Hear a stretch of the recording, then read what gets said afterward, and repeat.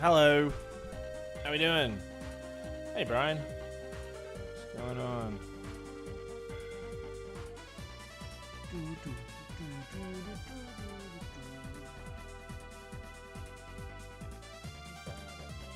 People here today. What's going on? Hey, everybody. How we doing? Welcome in. Wow, isn't it crazy? What a great time. What a great time to... Hey, where's all my buttons? There it is. There's my mug. Hey, everybody. Good seeing you all. Welcome in. Howdy, howdy, howdy. Hey, Paul. Hey, Hat. Hey, Brian. Hey, Archtong. What's going on, dude? Hey, Zoddy. Hey, Jack. Hey, Pez. Good to see you again. It is good to see me again. Yeah, round of applause. Let's hear it for me. Let's hear it for me. Round of applause for me. Yeah. That's right. Welcome in, guys. Who's ready for some more Final Fantasy II? Not me.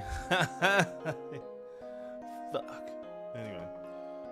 But yeah, playing Final Fantasy II. Anybody excited for Final Fantasy II? Let's put this down a little bit. Yeah. Anyway, your favorite game. Motherfucker. You only get to say this so often. Also, I finished the PowerPoint presentation today. It's all done. Final Fantasy II. It came in at 35 slides, which is pretty crazy. And yeah, honestly, half of them are literally before the game even starts. So yeah, it came in pretty good. So oh shit, what am I doing? So yeah, hopefully you'll enjoy it. But yeah, anyway, anywho, yeah, Final Fantasy Marathon. Kicking it back off. Final Peak 2 FF Peak 2 Peak 2B Prac 2. No. Shut up, idiot. Shut up. But anyway, yeah, we've probably only got 2 streams left in this one. I'll burn through this one pretty quickly. Two is an incredibly short game. I think in terms of length, it goes in terms of short games. It goes Final Fantasy 2, 1, 15, 3, and then ascends. Literally, 15 is an incredibly short game, like the main story quest. You could burn through that game really quickly. But yeah. I'm never really excited because I never saw Pez so happy. You're really excited. Okay. Alright. Too early for a question, Pez. Had one brewing for a while. Oh shit, cover me in the goo. This is your question. Come on, lay it on me. Hit me with it. Let's go. You know what? I was gonna smash a video out after this stream. So do you know what? If this is a good video, if it's a good question, maybe that will be it. Well, yeah, but we are also, what are we at? We are 16 subs away from unlocking Final Fantasy Strangers of Paradise. So isn't that cool? And then the next sub goal will be unlocking a Final Fantasy IX Excalibur 2 run. So I will add an Excalibur 2 run to the marathon. So yeah, all right, coffee cups out. All right, okay, I'm ready to go. Cover me in the goo. That is your question. Oh hell yeah, we are so back, boys. Hey Renee, what's going on? Happy FanFest week. It is FanFest week too. Chat, everyone, congratulations! It's FanFest week. Big week for everybody part of the Final Fantasy XIV community. One would say this might actually be one of the best questions asked. Oh shit! Okay, there is a good question coming in. All right. Yeah, you know what, you guys, we got another like 15 minutes before we start. So yeah, cover me. Let me know. That's hectic. I've only ever done that once with Excalibur 2. We try to do it once a year. We should have been doing it this week as the Final Fantasy IX anniversary, but yeah, it'll be done probably in one of the breaks. But yeah, anyway, so that'll be 116 subs away if we get there. Finally beat Final Fantasy Crisis Core Reunion for the first time.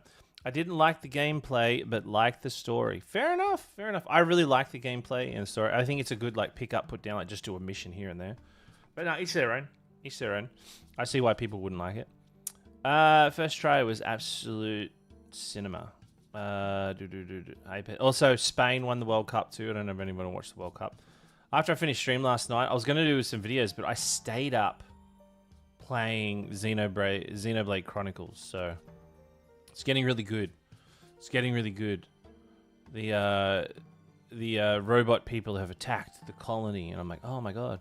So, but I've been trying to do is like, I'm literally just doing as many quests as I can.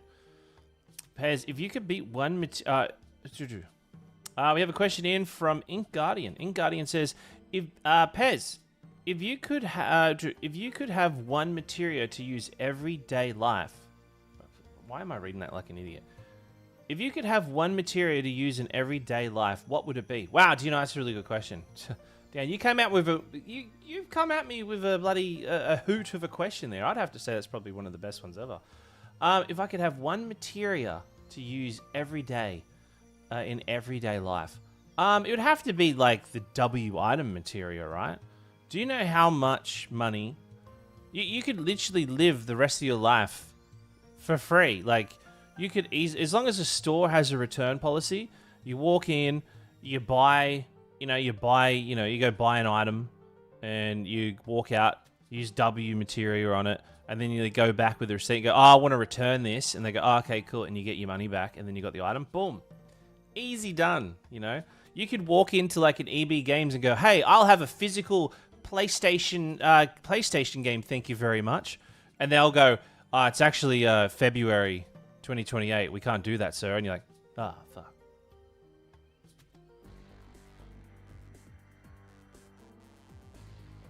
That's a W answer. A physical PlayStation game? What is this? 2006? My worry is, right? This is where I'm a little fucking sucker. I'm a little bitch where I'll be like, I'll make that video, I'll go, I probably shouldn't put that out because PlayStation won't want to work with me. We have a question in from Jack May. If you could replace any Final Fantasy boss theme with another boss theme from either Final Fantasy or another game, what would it be? That's a really good question.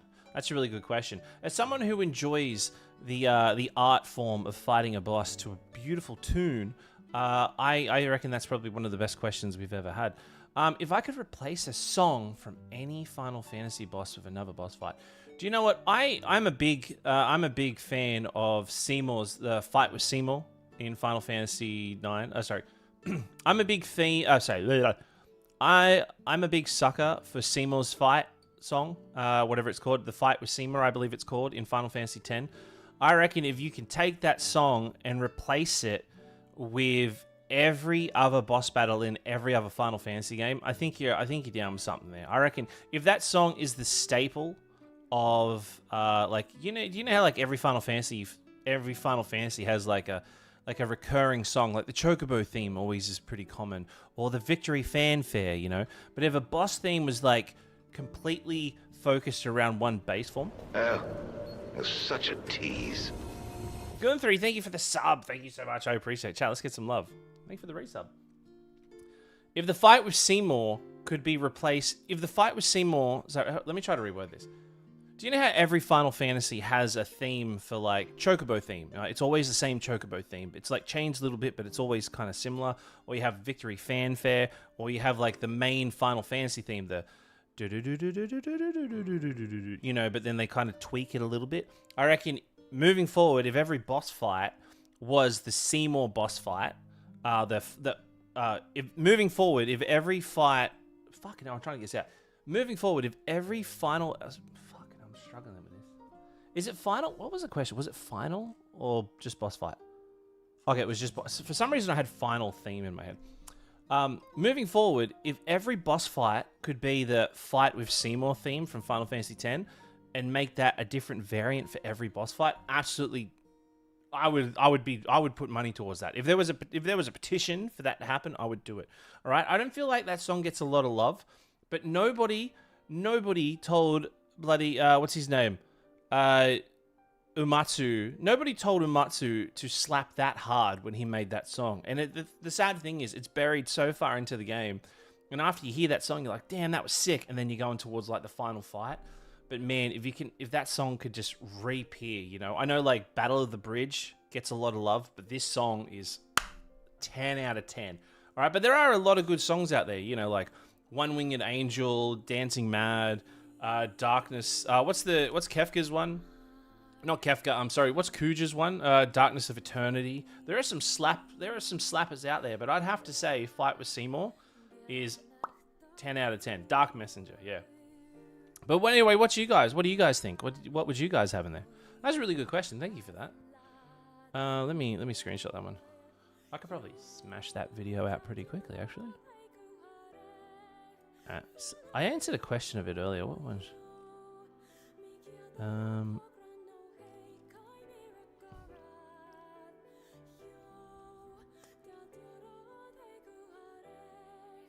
Oh yeah, the materia question. That was Inked Guardian, wasn't it? Yeah, let me screenshot that. Okay, cool. All right. It was the most hearing actively combat mode every 30. It was mostly here. Oh, activating combat mode. I reckon. Christ. Speaking of music, I would say Crisis Core's got some bangers in there. Like the price of freedom, paying for freedom, the price of freedom. I think it was called is one of like, it's always, if I make like a just an audio, like a instrumental only playlist, that song's usually always in there. It would be strange if you would hear One Winged Angel for low level bosses though.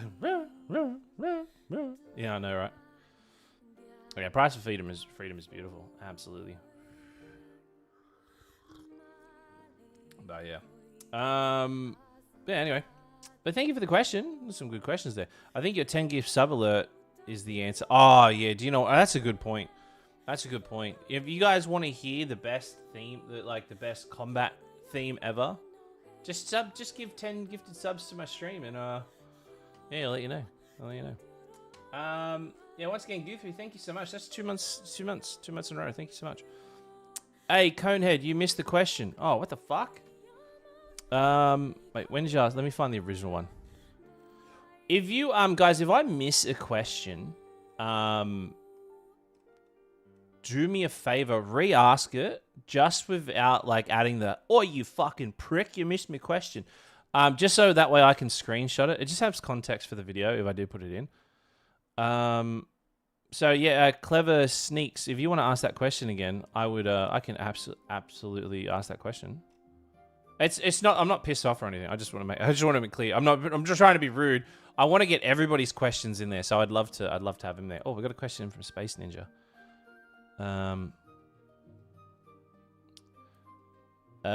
Question. We have a question in from Space Ninja 276. Question: if you were a villain and your goal was to win, because you're the villain, lol, who would have the hardest time winning with? Wait, who would you have the hardest time winning with, and who would be the easiest? Do you mean like if I was to be one of the Final Fantasy villains? Is that what you mean?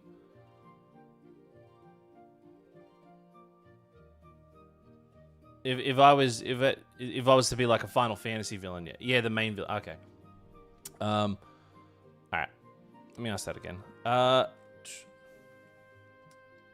Question: if you were a villain and your goal was to win, because you're the villain, lol, who would you have the hardest time winning with, and who would be the easiest? Wow, that's a really good question. I'm assuming you mean that's like the Final Fantasy main villains. So I would say, do you know what? That makes that a pretty good question. Possibly one of the best questions ever. If I was to be a main Final Fantasy villain, and who would be the easiest to win? I think the easiest to win would have to be, actually, I'll do the hardest first. I think the hardest, I reckon the hardest villain to get the win would be probably the Emperor in Final Fantasy II, because for starters, actually no, it'd probably be the easiest because no one would play the fucking game. Okay, let me think about that. Who would be the hardest to get the dub?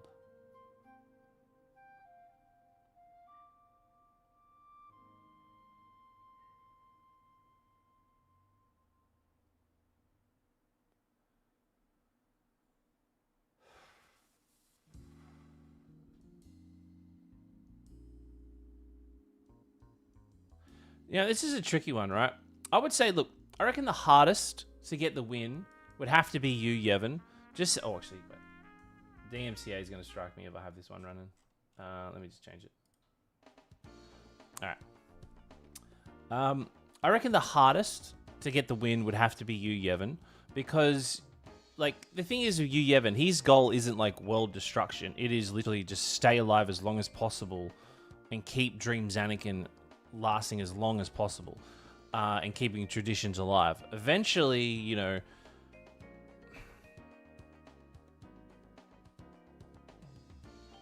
it's easy to say. You're in low Bob. I would say, yeah, I'd have to say Yu Yevon. I reckon Yu Yevon would probably be the hardest because you need to make sure a system is constantly going for you to keep getting the win. You know. Oh, actually, no. Do you know what? I take that back. The hardest would be Ultimecia. Yeah. Okay. Do you know what? The hardest would be okay? The hardest would have to be Ultimecia because she's destined to lose anyway. Like you have to try to break a cycle that made you what you are to that day, but for that cycle to break would mean you would have to die. So Ultimecia was always destined to die, and it would be hard to kind of break that cycle. I could be a smartass and come up with a million ways that I could break that cycle, but Ultimecia is ultimately taking the L in this one. As much as I love her and I think she's just such an aura farming queen, man, she's taken the L. I think one of the easiest to get the win would have to be Cloud of Darkness, all right?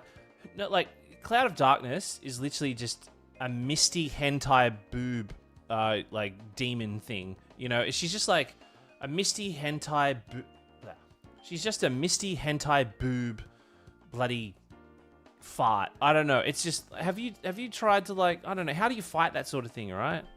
It would be, I always feel like she is just overly powerful, you know. She's just, it's also one of those things, she's one of those bosses that you can't defeat easily because you need to literally needed the Warriors of Darkness to sacrifice himself. Like, there we go. Fuck, this is such a tricky question. This is really such a tricky question. Sephiroth wouldn't be easy because there's a lot of moving parts.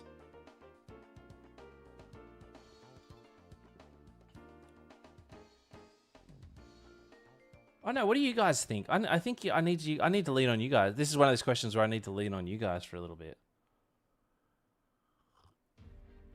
So I think Ultimecia would have to, like, Ultimecia would be the hardest because she's literally a victim of her own time, and the time loop that made her, if she was to break it, would mean her own death.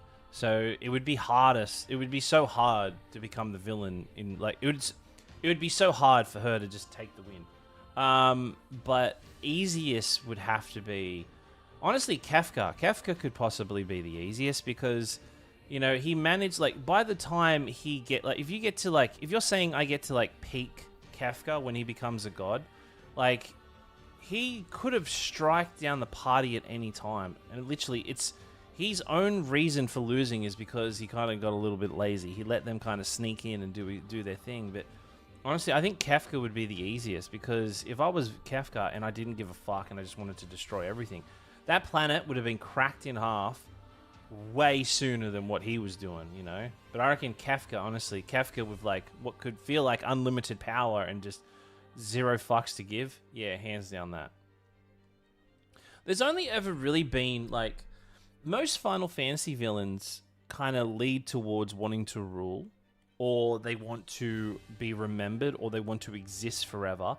But Kefka is one of the villains that just wanted to destroy everything just cause. But there's also another villain that wanted to do that, and it's also you got Zeamus or Zeamus, whatever the final fight is in Final Fantasy IV, because once Zeamus gets defeated and then Zeamus appears, Zeamus goes from, like, wanting to, like, you know, someone's like, oh no, we need to, like, rule over the world, you know, but then it goes to this literally reincarnated, what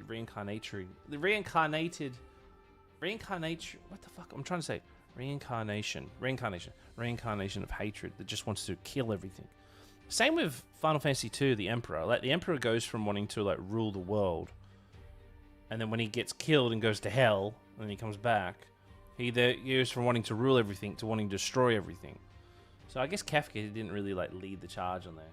It's just like, as much as I shit talk Final Fantasy 2, it is a shame that it has the characters, it has the world, it has the lore, it has the potential, but it's like the Emperor has like 5 lines in the game, and there's like, as much as you look at him like, wow, he's such a deep and meaningful character, he's not. He's honestly one of the most poorly written villains, just pointless villains. It's like, I want to own everything, you know, I'm a bad guy, I want to, you know, it doesn't make sense. Like, none of his motivations are good. Wouldn't you say VIII would be the easiest?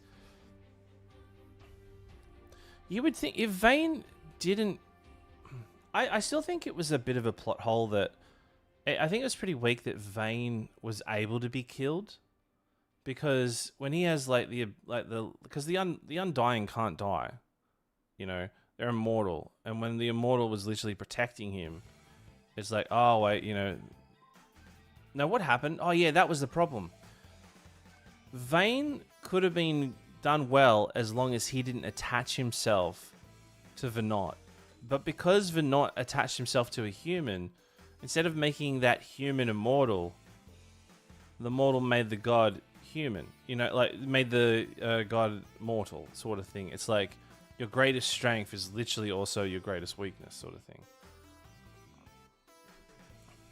It's honestly, it's such a shame that Final Fantasy XII played out the way it did, because VIII is a good written character. And he's very, like, his whole motivations are very Game of Thrones like. It's like, you know, just kill anyone that's in the line, so that way so I can, like, rule in his stead. But it's just like, it was just so full of, like, boring and convoluted shit. Sometimes it's like, less is more. Like, I reckon if they pulled the story back a little bit, got rid of all this, like, stupid, like, betrayal and diplomatic and political shit, the story could have been a lot more enjoyable. But god, fuck, it was boring. Anytime that Lars was on screen,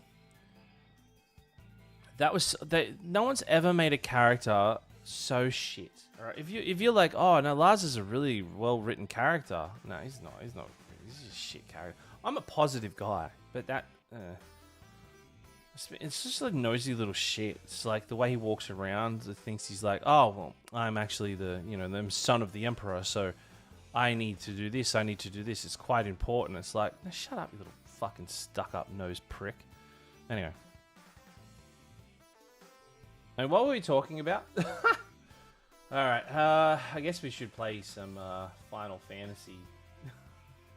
Can't believe I'm saying this. Who wants to play Final Fantasy 2? Well, I don't want to ask a question today, but now that's where about villains are having... Okay, ask me. Come on, get some questions. I'm still drinking my coffee, so if you have questions, let's go.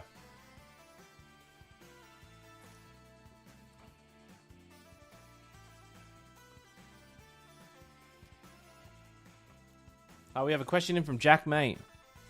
Which Final Fantasy party is the strongest in your opinion, either lore-wise or mechanic-wise? Wow, do you know what? That's a really good question. That's an incredibly good question. I'd have to say it's possibly up there with one of the best. That's actually a really tricky question. You know, as good as that question is, being one of the best questions I've possibly ever been asked, that is a very, very tricky question.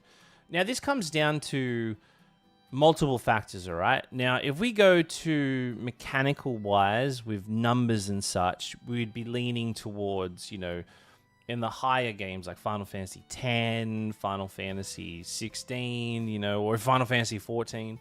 Or if we're going as terms of, like, I guess, feats of strength, not numbers-based, you could kind of, like, look at, like, I would say... I would say, look, I think it's one of those things, like, I could sit there like, oh, if I pick 3 party members from a game and put them forward to be the best, I'm getting down. That I don't have that long to make a short out of that. So here's how I'm going to put it. If we take every final cast, like, I'm gonna alter this question in a little bit. I'm gonna take every group from each Final Fantasy and we'll pit them together as if they're like one big party, okay? And I think it comes down to one important thing, okay? It comes down to, what's the word I'm looking for? It's like when there's, okay. And it comes down to, where are we at? it comes down to one important thing, all right? And it comes down to synergy, okay? When you look at party members, you got to see them like interacting with each other when they're fighting. You got to see like them actually like it's got to have a good flow, okay? And when I think about like party members that have a good flow, right? I think Final Fantasy X, all right? They went on a journey together and they came together for a common cause, like many others do. But it was such more of a personal journey, and I feel like everybody knew their own strengths and weaknesses. But then I look at like Final Fantasy V is a good one, but that's a really difficult one when you come down to job classes because people can kind of switch in, switch out. Final Fantasy VI is another good one, but I feel like the party members are all kind of split up quite a large chunk of the time, and it wasn't until like near the end of the game they kind of like fully came together. But I think Final Fantasy VII has some of the best synergy between party members, and while I know I'm about to like reference the movie, but when you see that scene in Advent Children where you see the party members all working together to fight against the Bahamut, like attacking the city, like that was sick. You know, that was absolutely sick. And the way they kind of attacked and then like kind of lent on each other's attacks to like take down Bahamut, I feel like that was really good synergy. And they all fucking relied on each other really heavily. There was never like any infighting, but with like Final Fantasy IX, for example, quite a large part of the game, you see a lot of like party members kind of disagree with each other, and by the end of the game, they kind of like learn to come together, you know, and you know work with each other. But I still have to say that Final Fantasy VII has some of the best synergy amongst its characters across everything. And then I would say close second would have to be like Final Fantasy 15, like the way they fight against, you know, like Ifrit at the end there, and it's just like it felt like a really good pact. But I still think that Final Fantasy VII has to take the cake on that one. But we will be watching that movie, and we will be watching that movie in Discord too, by the way. Pez, if you had to assemble an arsenal like Gilgamesh, which weapons would you? Oh, that's a good question. Let me get that question. Who asked that question? I was just answering. I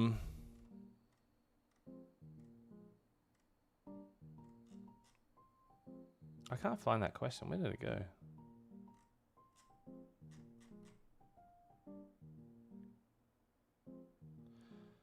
Oh, yeah. Oh, yeah, Jack. There we go. That was a really good one. I reckon I can make that into a video. All right. I'm nearly done with my coffee. Wait. All right. Okay, we've got two good questions here. Okay, I'll do these two. We have a question in from CL27. Pez, if you had to assemble an arsenal like Gilgamesh, which weapons would you obtain? Wow, that's a really good question, honestly. I'm somewhat of a Gilgamesh fan and a little bit of an expert, if I must say, in the field. So I would say that's a very, very good question. Probably one of the best questions I've ever had. All right, that's a really simple one. All right, Gilgamesh has... How many arms does Gilgamesh have? I've already fucking forgot. I think he has 6 arms, right?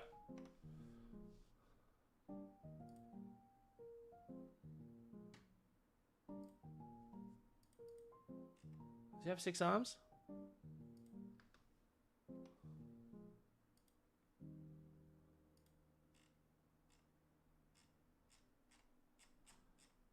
Let me just double check before I answer this question. 1, 2, yeah, he's 6 arms. All right. Okay, that's okay. You know what? Okay. All right. So okay, let's just cut that bit out that I didn't know that part. That's a really good question, right? Okay. First thing is we'll have to start off with the iconic Buster Sword. Okay, like the iconic Buster Sword would have to be one of them, and then the next one would have to be the Gunblade. Okay, we'll go off with the Gunblade. No, I'm not going to go like, oh, we just put in all the Ultima weapons. All right, let's go with iconic weapons. All right. The next one would be a gun. Just any gun. Just any gun. It doesn't have to be any Final Fantasy gun. Just any gun, alright?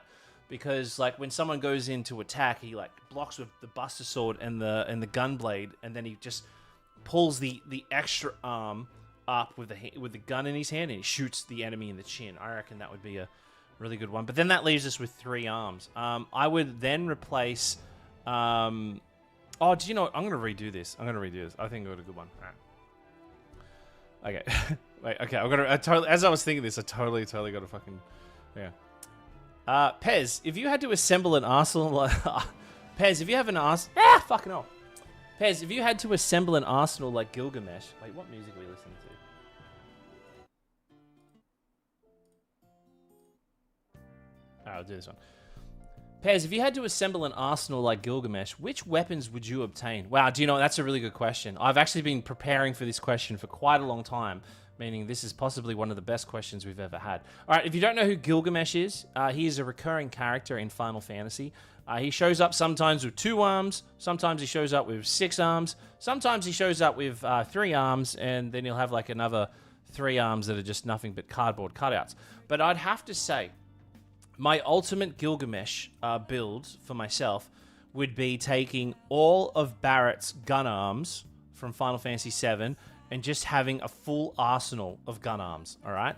Just get rid of the wrist, slap on a gun arm, and then just... Do you know how much damage you could take?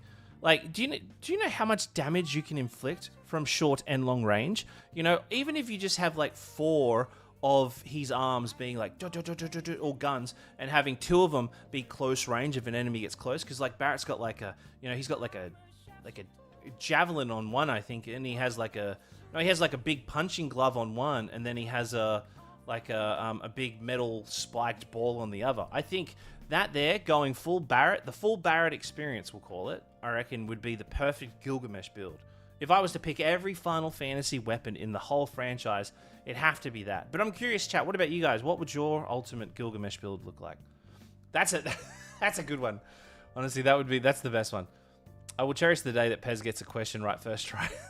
Sorry, it's that's the beauty of editing, right? Someone asked a really good question before too. Where was it?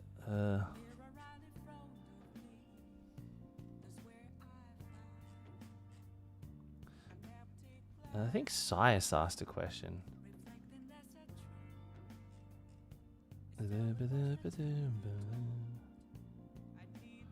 Okay, what have we got here? Sias.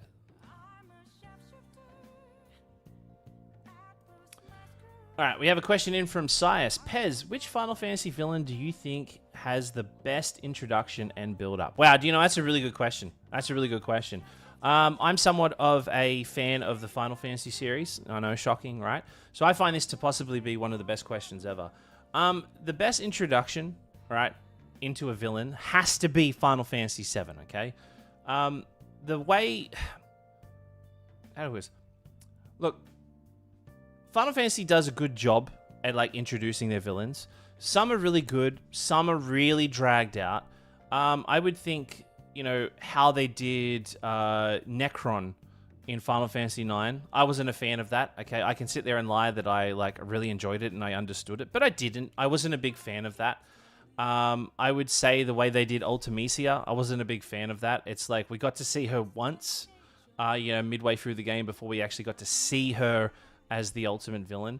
Kefka, on the other hand, Kefka was like, they didn't really tease him, but they kind of hung him in front of us the whole time where we thought he's just this dumb, goofy clown. But then, the more we get to learn about him, he's like an absolute psycho. And then he's that much of a psycho that he put himself in the middle of the power of the warring triads and became a god. You're like, holy shit, you know, everybody, like, Final Fantasy VI is like, wow, we got villains that are very calculated and doing shit. Or we have this, like, rogue anomaly that could potentially destroy the world. But I think the best way they introduced a villain in any Final Fantasy has to be Sephiroth, okay? They did the perfect, like, when you first hear the name Sephiroth, right? You just hear the name, they just mention it once, and then you start hearing the deeds of Sephiroth, and then you start hearing that he's this great hero, and then eventually you see the result of the power of Sephiroth when you see that sword sticking in the president's back.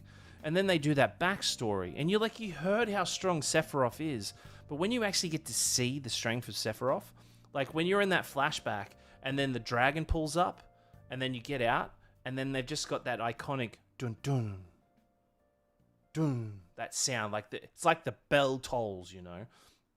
And then Sephiroth just cuts that dragon down in 2 hits. He doesn't even have, like, a taking damage animation. Like, the dragon bites him in the fucking face, and it doesn't do any damage, okay? So you just realize just how fucking strong Sephiroth is. And then you go through the cutscenes and then you go through the then you go later into the Nibelheim flashback and you just see how fucking strong he is. You know, he takes down yeah. It's just honestly the most perfect way. And they did a really good job about drip feeding you little bits of strength of Sephiroth throughout the game. And then when Sephiroth's finally revealed, you realize, oh, this wasn't even Sephiroth doing all this stuff. This was just the influence of Sephiroth through Genova's power. And then when you finally get to fight him, you're like, holy shit. This dude is on another whole level. Honestly, I think it's one of the best introductions and build-ups to a final fight. And you knew who the final fight was going to be the whole time, you know. So yeah, Final Fantasy VII, hands down. That was a really good question, by the way. Thank you, Sias. I really like that. All right, let's play some Final Fantasy. Hey, Pez, what weather-related name would you want the... Hey, Father, that's a good question. You're right. So what have we had? We've had cloud, lightning, rain. I haven't done thunder yet. We've had snow. Yeah. Hey Pez, are you playing Final Fantasy 3 in the 3D original? We're playing the Pixel remastered. MC Thunder. No, thank you for the questions, everybody. All right.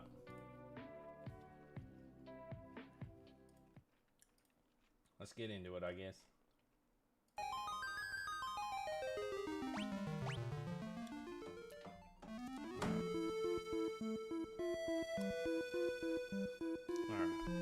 Okay. Just make sure I got my PowerPoint presentation ready to go.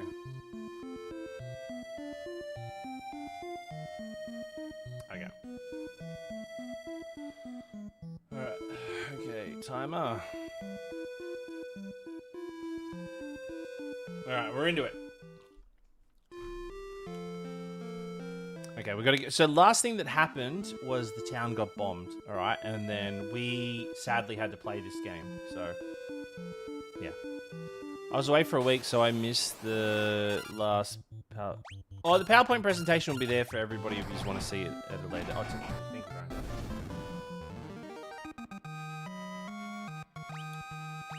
Alright, cool. Hey Pez, I'm on Twitch now. I'm here for free games. Hell yeah. Hell yeah. We're doing the, when's the next giveaway we're doing? Do you know, let's do a giveaway tonight. Let's do a giveaway tonight. If you're on Twitch, in 2 hours we'll be doing a giveaway. We'll be giving away, let me just confirm this is right before I actually...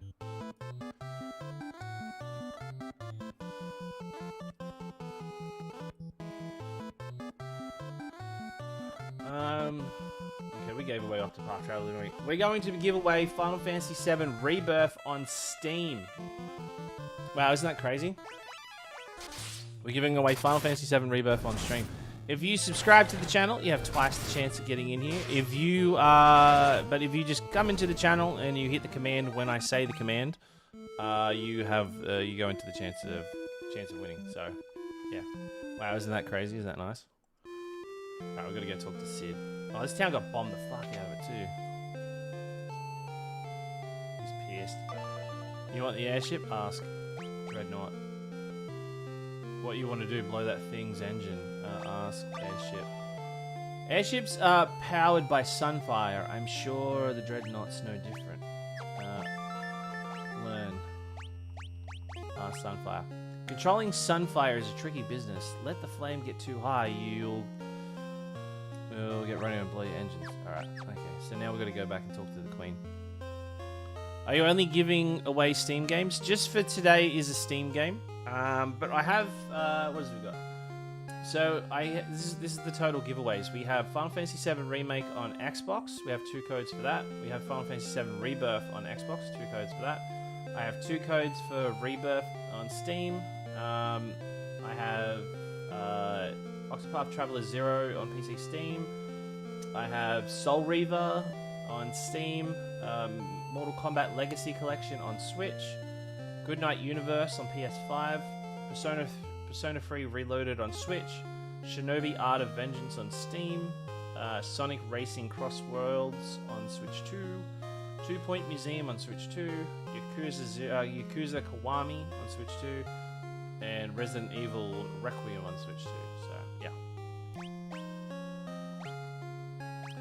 We need to go back to there.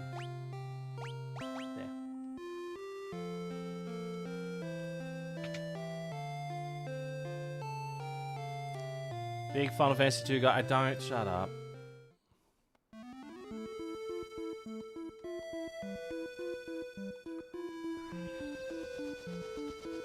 Apparently you can play Requiem on Switch too. Yeah, there you go. When they handed me the code, I didn't think about it, but like, yeah, apparently so.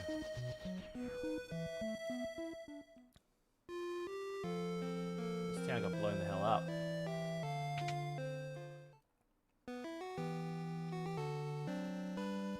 Man in Poft named Sid who might know how the Dreadnought's weakness. Yeah, we know. Pez, if you can get any Final Fantasy quote tattooed, what would it be?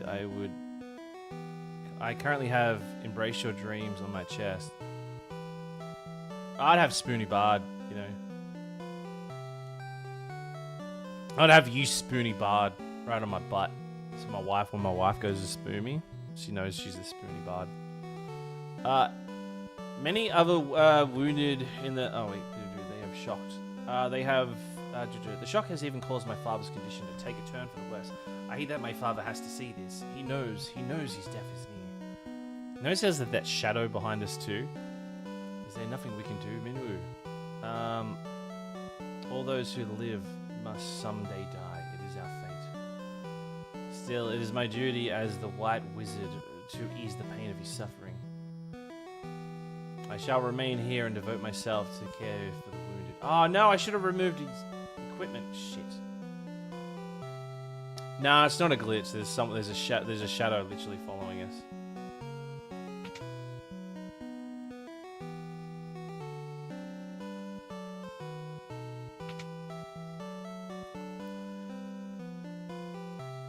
The king's illness has gone far beyond Ask Sunfire.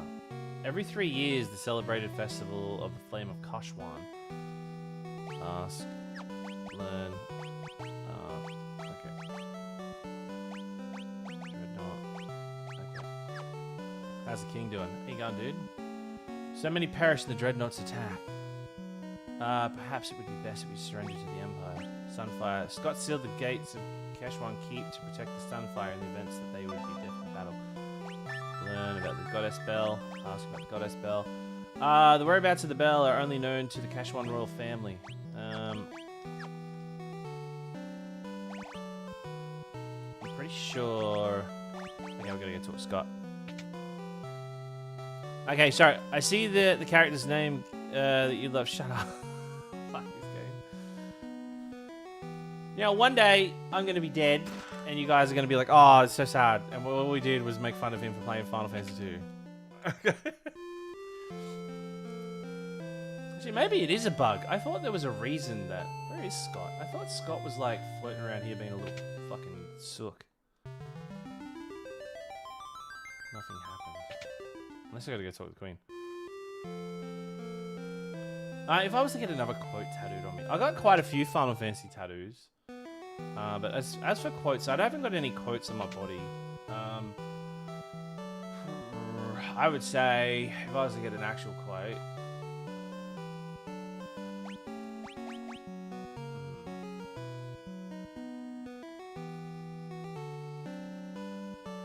Joseph knows. Okay. Alright, we're gonna go Joseph.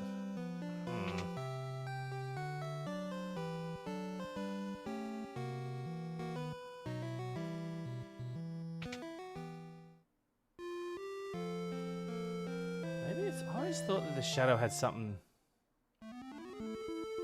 Oh, it has to be a bug. Honestly, look at it the way it's like following us around. Oh my god. Oh my god. Oh my, that is something and a half. How? Whoa. Thank you. What's going on, dude? Welcome in. Chat, Rudism, let's get some love. What the fuck is that alert? What is that emote? Mr. Pez, this is a genuine question. Why do many people dislike Final Fantasy 2? Because it's shit. I'll tell you in a second. One sec.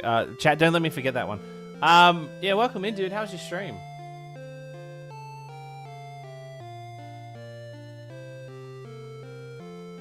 Oh, we have to just walk there, I think. They'll be proud of me. I'm playing Final Fantasy VII. Yes, let's go. How you enjoying it? I hope you're enjoying it.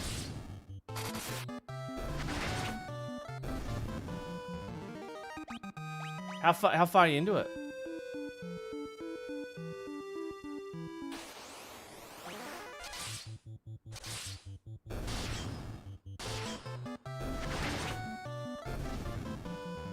At the last chapter now, apparently the combat took so long. Combat took a long time for me to get the hang of. I know it just I get it. Even on my first playthrough, I was like, I think in the final fight, I was still.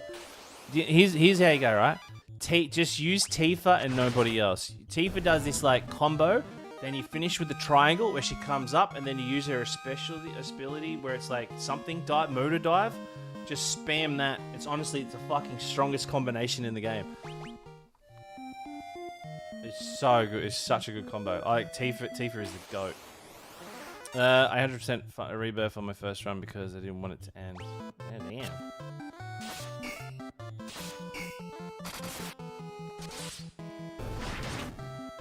What do you want in a new Final Fantasy? Turn-based, I would say. Rude is an Aerith guy, unfortunately.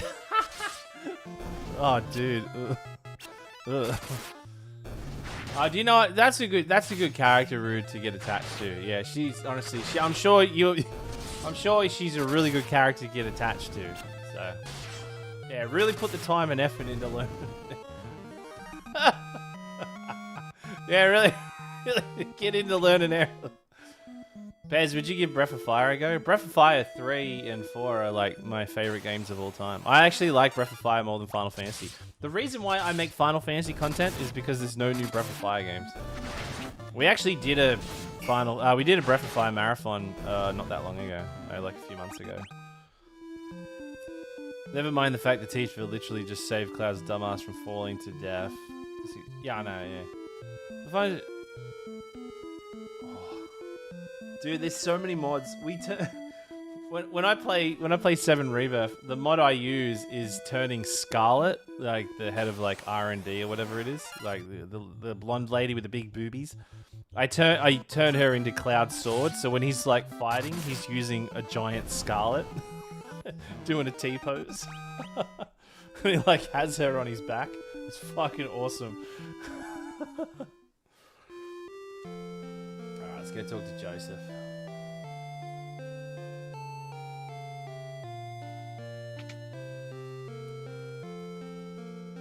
Come and leave your daughter. Looks like you managed to save my daughter. Such a tease. Oh! Azrain, thank you so much for the Prime sub. I appreciate it, mate. The only way to reach the snow cabin is on my snowcraft. I keep the snowcraft hidden in the mine. There is a blue stone on the floor. Alright, chat, now what... Okay, I'm going to get a little bit serious here. Alright, we're gonna talk about... Oh, Rude, you're just in time, by the way. I'm a bit of a weirdo now. Do you wanna see what I do? Alright, chat. We've got a PowerPoint presentation to talk about Joseph. Now I'm gonna talk about Joseph for a little bit, okay, guys? Because this character has a big impact in a future Final Fantasy game. Anyway, Joseph is a warrior of the Salamand and an ally in Final Fantasy II. Known for his strength, courage, and loyalty, Final Fantasy II has no official classes. But Joseph is designed as a fighter and monk/fighter type character, specializing in hand-to-hand combat with his high physical instead of weapons or magic.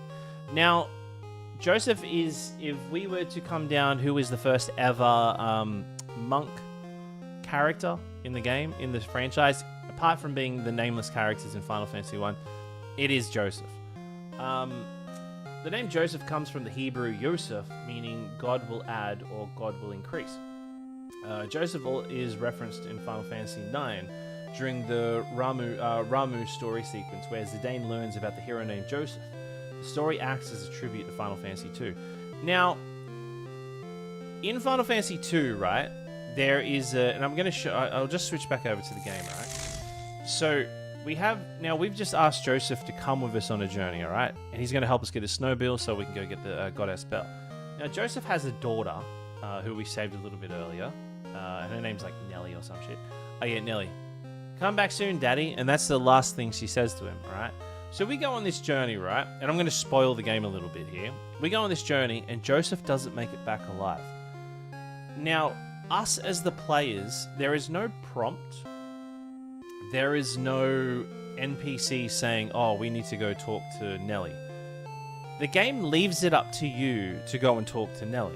And when you go back to Nelly, you go back and she'll say, oh, I miss my dad. You know, she says this. And then the game goes on. It's what it is.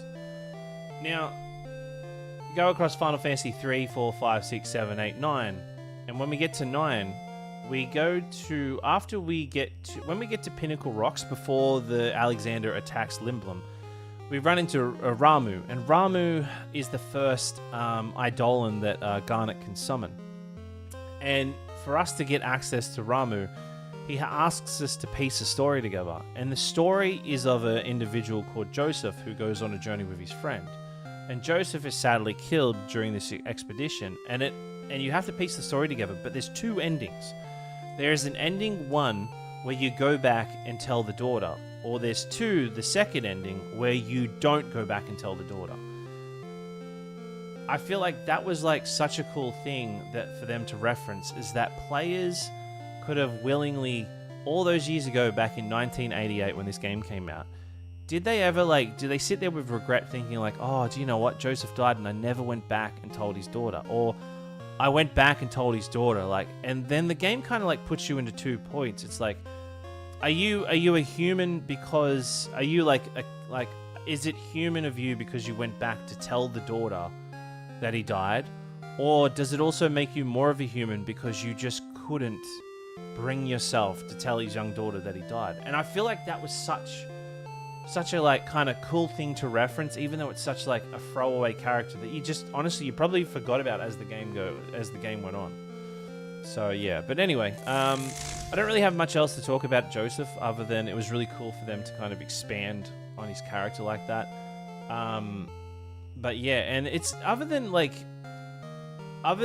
Joseph's kind of like put as this like larger than life character that a lot of people like lean on, but the Empire in this game are actually like really pegging him up against the wall and essentially like threatening his people and his daughter for them to literally help him keep getting Mithril to like fill their army. So what he does essentially like silently suffers in the place of everybody else and gets everybody saved. So it's nearly like they built him up to die anyway.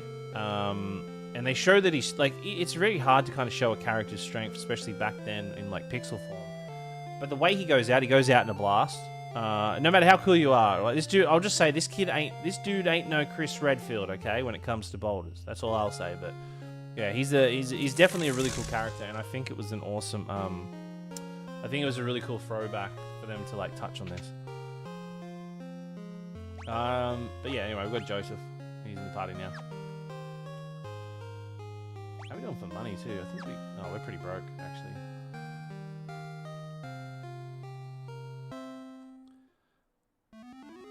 Hey Pez, that on guy asked why everyone dislikes Final Fantasy 2.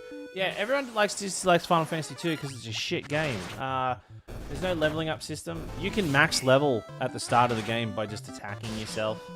You know, the story's a bit... The encounter rate is so high. The encounter rate is so high, it's nearly unenjoyable.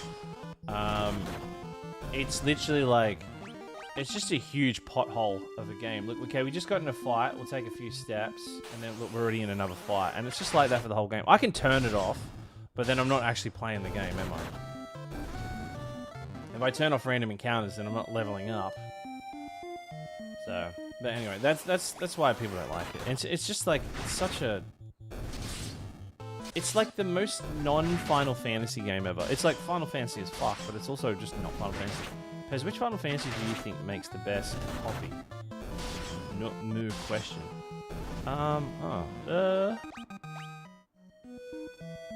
Which Final Fantasy do you reckon makes the best coffee? What character do you think makes the best? It has to be Tifa, right? Tifa's the only one that I know that has any like bartending skills. Not the bartending makes good. I think she'd be good. I think she'd be good at making a coffee. She's good with her hands. I'd say Tifa. There's a coffee question in Final Fantasy IX. Yeah, but but I would still say Tifa, right? She has I'd say Tifa. That's who I think. I mean, you don't actually make coffee in Final Fantasy IX. You go on a coffee quest. Oh, no, what am I fucking talking about? It'd be Ignis in Final Fantasy XV. Yeah, Ignis. Yeah, I don't know why I didn't think that. Yeah, Ignis. The dude literally is like 90% food.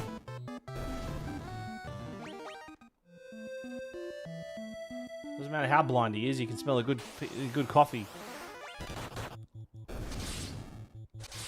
Why do you think Breath of Fire is better than Final Fantasy? Because it is. It is. I think it is the staple of what RPGs should be. It has some of the best pixel graphics. It is the only RPG in my opinion that has aged perfectly. All right, it's got a 10 out of 10 story, 10 out of 10 characters. It can be dark. It can be meaningful. I think the whole like brood dragon, all that sort of shit is just 10 out of 10. I like the recurring like characters like Ryu and Nina. There are very little Final Fantasy games that I would say sit on par with Breath of Fire 3 in my opinion. In my opinion. I get it's not for everyone, but that's just my opinion. Breath of Fire is goated. Absolutely goated. I can see Fang from 13 being able to kind of slow down and make a proper cup. I would like Fang and Vanilla a whole lot more if they weren't Australian, you know? 'Cause I feel like their Australian accents are awful. As an Australian, I can't listen to them talk. It's painful. It's absolutely painful. Thanks for answering my question. Sorry, Vembrichoku. Sorry, my apologies, I missed you. I never played Breath of Fire. I am a Fire Emblem fan, Game Boy. Well, I mean, completely different things. Completely different. It's so good, though. It's so good. But they actually played by Aussies. Yeah, I know, and they're awful. The straight accents sound awful. It's like they said, be Australian, but try not to be too Australian, mate. Honestly, it's some of the worst. Some of the worst.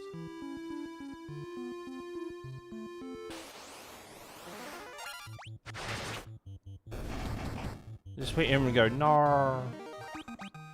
Oh, Nar, it's a foul sea. Look out. Lightning, Sarah.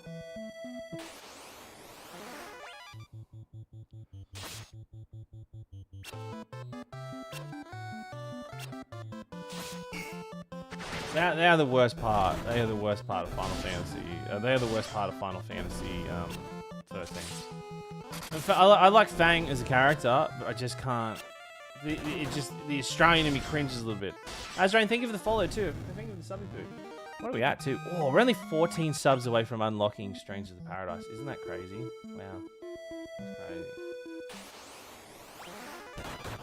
That was a spot-on impression. I'm excited to play 13 again for y'all. This shadow is pissing me off. It makes it look like I'm flying, right? You're an orange mage. Part of me looks orange. Oh, the hat. Okay. I played Breath of Fire 1. Should I skip 2 and play 3? No, play them all. Play them all. You don't even need to play any of the other Breath of Fires to understand them. They are connected weirdly in a kind of sense that doesn't actually matter. But, yeah, Final Fantasy... Sorry, Breath of Fire 3 is the best. Best story. Best story.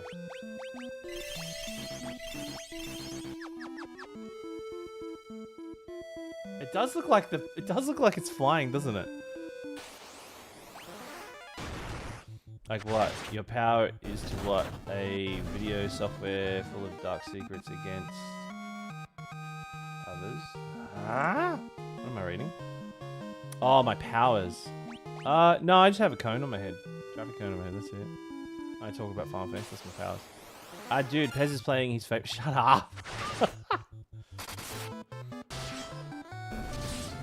Try not to rage. I don't look. I'm a pretty calm rager. I'm a pretty calm streamer, and I don't normally rage. All right, very, very rarely you'll bait a reaction out of me.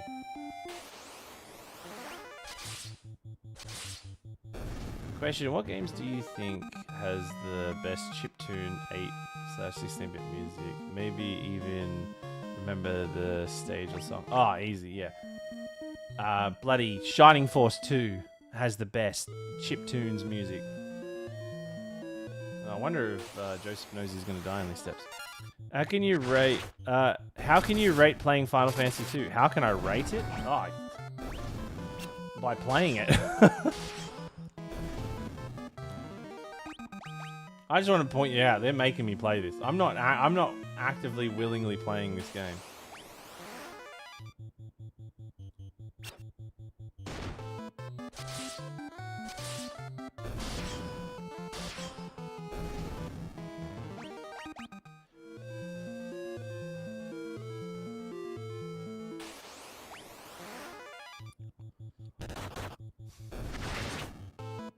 You're the one who... I never said I wanted to do a marathon. I feel like I got pressure. I feel like I got bullied into doing this marathon.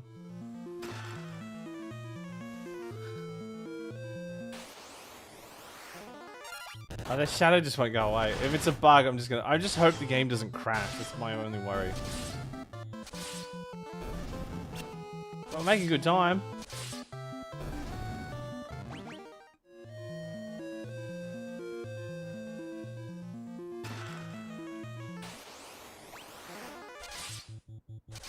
Snowman. Tell you what though, what I'm excited for.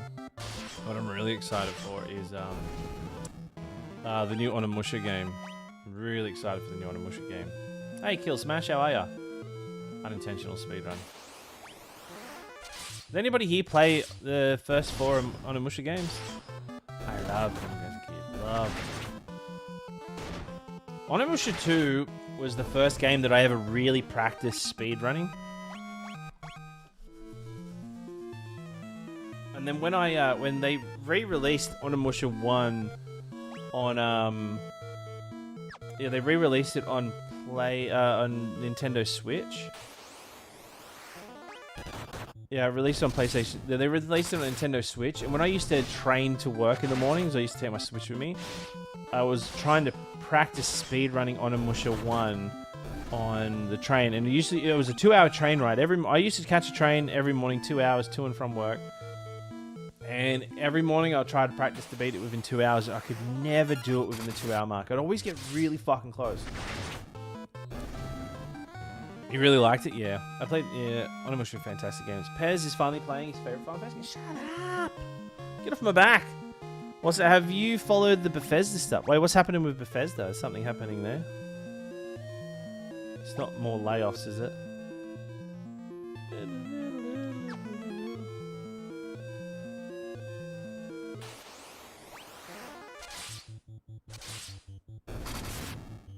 I would love, I would love to be on the level to speedrun Portal.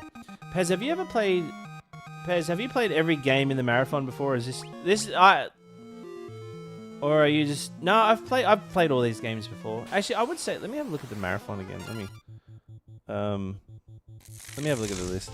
I think obviously I haven't played Stormblood, Shadowbringers, Endwalker, Dawntrail, and Evercold. No one's played Evercold. And obviously Kingdom Hearts 4. But I would say out of all these games, the only ones that I haven't actually beaten... Oh, and obviously Final Fantasy Resonance. So the games that obviously aren't out, I'm excited for. But probably Crystal Chronicles. I've never kind of played those games to completion. So I would say Crystal Chronicles. But in terms of, as a Final Fantasy fan, playing a Final Fantasy game for a Final Fantasy audience... Honestly, all of them. Honestly, there's not a Final Fantasy here I'm not excited to play. Probably, well, I'm playing it right now, the one I'm not excited to play. But I have so much lore and shit that I would love to kind of share with you all. So yeah. But I would say the one that I'm excited to do the most is, and I've been doing a lot of research into like the lore of it as of late, is Final Fantasy VIII. So I'm excited for you all to kind of like be part of that one. So yeah. that would be kind of where I'm at with that. What's your opinion of Final Fantasy 16? I like Final Fantasy 16. I think it's a good game. Okay. I don't think it's the best Final Fantasy game, not by a long shot. But look, the only if ignoring it's not turn-based and it says different elements of things that a lot of people don't like. I think it's a good game. All right. I don't think it does Devil May Cry better than Devil May Cry, but I still think it's a good game. I think it's got a good story. I think the characters are okay. They're not great. They're okay. But I think the one thing that game really fails at is its side quest. Its side quests are so bad. It is a joke how bad those side quests are. But I really enjoyed the story. I might lose viewers when I say this. I think there's 2 fights in Final Fantasy 16 that I think have some of the best fights I've ever played in a video game. They weren't hard or difficult or anything by means. I mean just like cinematically fucking stunning.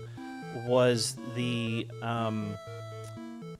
was the Titan fight. That was the most hectic experience of my life. And the fight with Bahamut in space was... The only other way I can describe that fight was just beautiful. Honestly, the music, the atmosphere, the cinematic of it was just fucking stunning. Honestly, it was like watching Goku go fucking Super Saiyan for the first time. But then it got me really excited for the Odin fight, and that Odin fight was just like...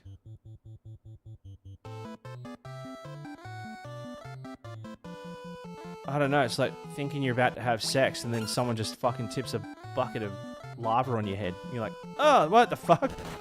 This isn't what I was in for. Like, too many cutscenes in 16 for me. I feel like I play for 5 minutes and I get super long movie. That's Metal Gear, right? So I don't mind that, you know, each their own.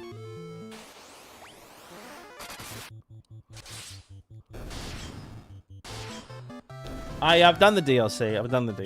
I haven't done I haven't spent much time on the Trials one. Not the Leviathan one. The what do you call it? You know how it's like they put that extra mode in it.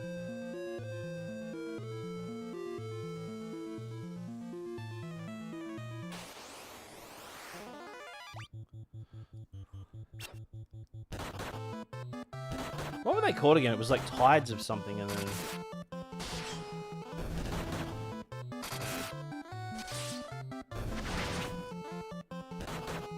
I've done this marathon before. This is my 3rd time doing this marathon. There's more games in this marathon than last time. This is my 3rd time. But this is the first time I've done it with a PowerPoint presentation for every Final Fantasy. So, well, not everyone. You guys are going to unlock them. If I was, because I'm coming up with like sub goals. So once we get to 200, we unlock Strangers of Paradise. 300, I'm going to add a Excalibur run. If you don't know what an Excalibur run is, I need to get to the end of the game in what's it called? Under 12 hours, which I've done before, so it's like completely doable. I was gonna set. I'm just trying to think, like, because certain goals I want to put into this is, I want to put I should put this time on.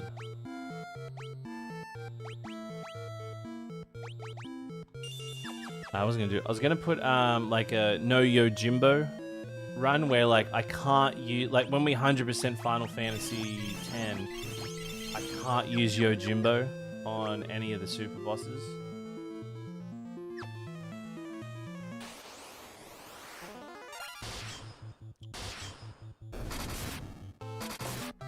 Hey Vix, how are ya? Good seeing ya. Welcome in. And hey everybody tonight too, over on TikTok and Twitch and whatnot. There's quite a few of you around today. It's good seeing you all. How goes Final Fantasy 2? Oh, as good as a needle through the eye of my dick hole. So yeah, you know, it's fucking stunning.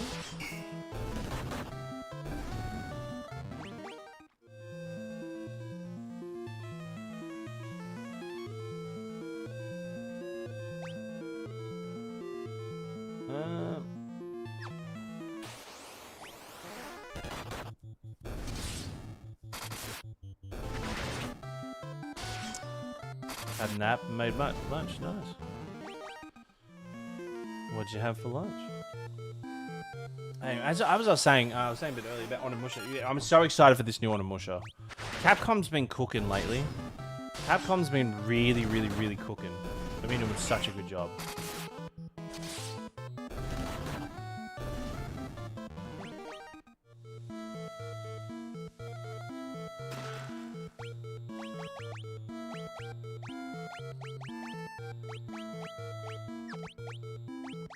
Oh, actually, no, I took the...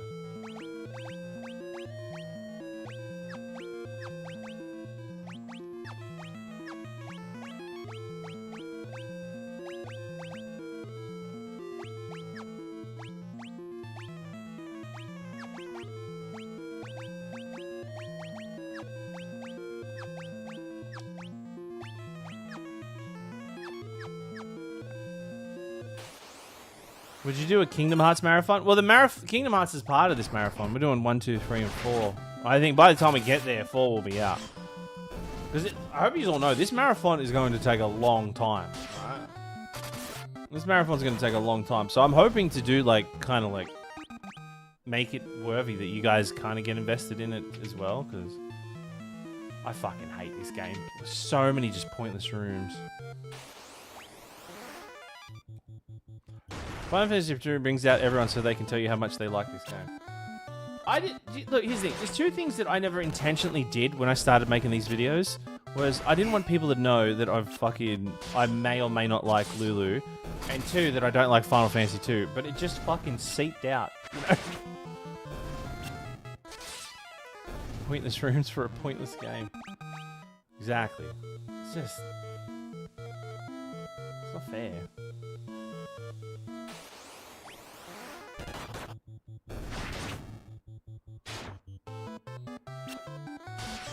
I realized just how strong Joseph was. I didn't exactly highlight Lulu. I would never have guessed. Even though I say that, even though I got like a portrait of Lulu on my desk. The best random encounter in the series. Yeah. Oh, there's a chest over here. What am I gonna do? Not get the chest? Crazy. One of us was a goat. It's not a goat. Lulu versus Garuda. Why would they have to verse each other? Why not they be friends? Why not the three of us just hang out in bed, just going, what's up? She is two of his top 3. She is two of his favorite. Okay, that was that was a good one. Lulu's two of my top 3 black mages. You win. Who said that? Daft Potato. You win Twitch chat today, Daft Potato.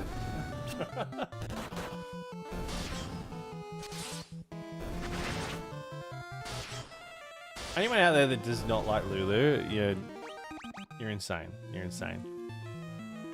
Oh, an ancient sword.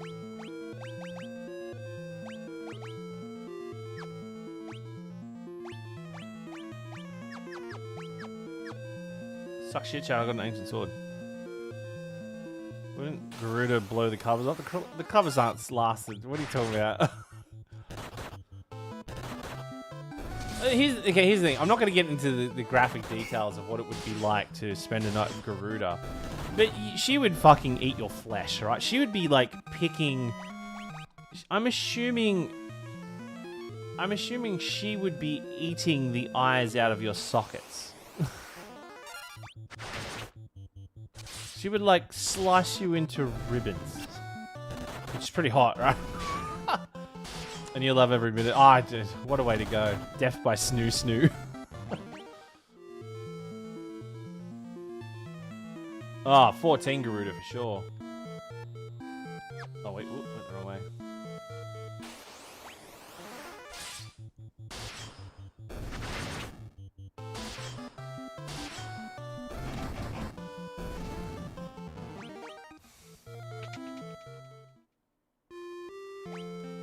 Oh, it's these things.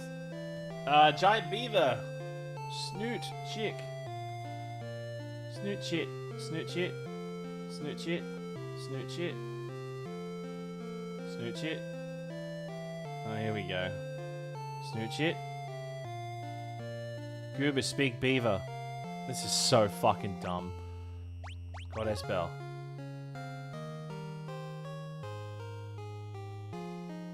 Secret passage in the wall. Monster guard bell. Bell in wall.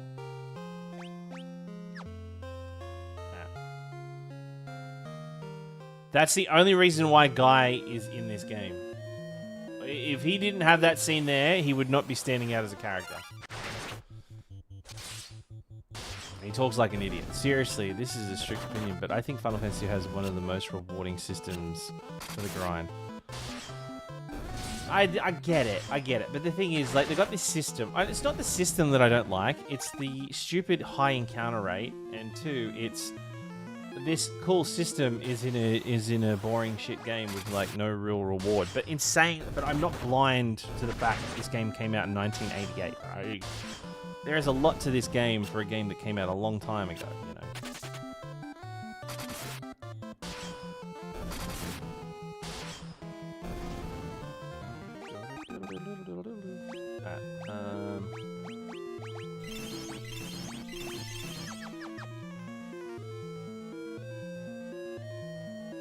Close to that goddess bell. Yes, the encounter rate's insane. It's absolutely insane.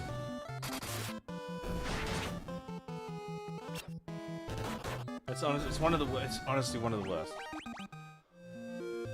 And the fights aren't even fun, you know. Like, I wish it encouraged you to like do other stuff. It's like with the whole ultimate spell in this game, right? You get the ultimate magic and it's shit. Like, you can work it up for it to get better. But there was an interview, and I have this in this PowerPoint. In the interview, they talk about Sakaguchi talks about like the whole drama around Ultima in this game. And the whole thing about Ultima being weak is that you realize that you didn't need the ultimate magic all along. The true strength was in the party. I'm like, no, fuck you. Shut up. No, we had to go through the anus of a Leviathan to learn that it's the power of us that made it possible. Cool turtle sprite, by the way. This is a really cool turtle sprite.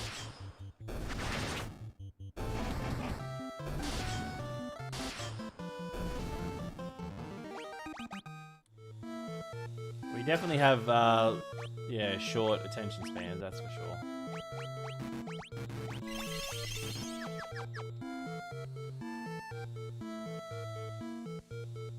Azrain, you should probably talk to Zoddy. Zoddy just hit level 80 as playing as doing the free trial. Oh, here we go.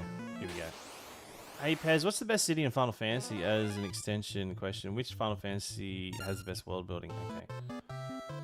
That's a good question. Hold that. Can you save that question for when I do questions? Just not mid-fight, because that's a really good question.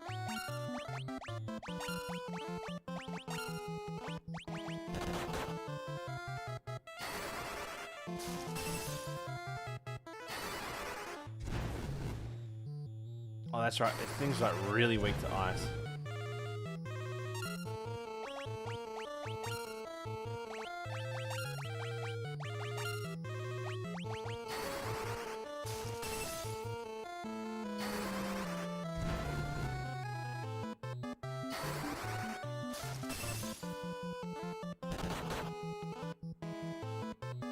Oh yeah, nearly got screwed over by the turtle last time. Nah, we're in a good spot. Nah, Adamantoise, the turtle that lives in the snow, is weak to ice. It's such a weird thing. I've never touched on Final Fantasy VI side content, so I'm guessing it was something in 6 I missed. There's so much good side content in 6. 6 is like one of the best cases of good side content. Alright. There is something set in the wall. It's the goddess bell. You've obtained the goddess bell.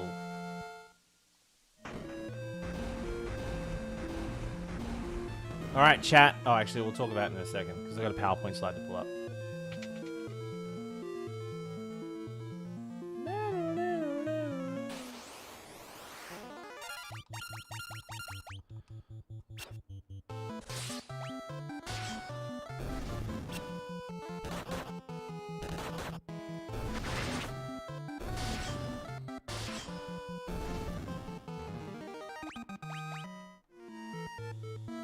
Remember there was a time when you played video games, even though, like, you would still go back and just visit areas, even though that you knew there was nothing there, just to experience the game. Like, remember, like, when we first played Final Fantasy VII, and there was just, like, there was no need to, like, go to certain areas, like, go back to Wutai or go Rocket Town just to talk to people, just to, like, see the areas, because you play games because you love them, because you didn't have, now these days, endless supply of video games, you know. Alright, okay, we're about to, let me, start our next, PowerPoint. Alright, okay, everybody, okay. Borgin, wow, what a character. Borgin is a minor antagonist in Final Fantasy II, and an Imperial general who betrays the Wild Rose Rebellion. For those that don't know, the reason why the Emperor was able to steamroll the Kingdom of Fynn was because of this piece of shit. The arrogant and power hungry, he becomes one of Firian's earliest enemies and represents the corruption and cruelty of the Palamecium Empire. The name origin. The name Borgin was introduced into later versions in Final Fantasy II, as the original Famicom release didn't officially give names, name many characters.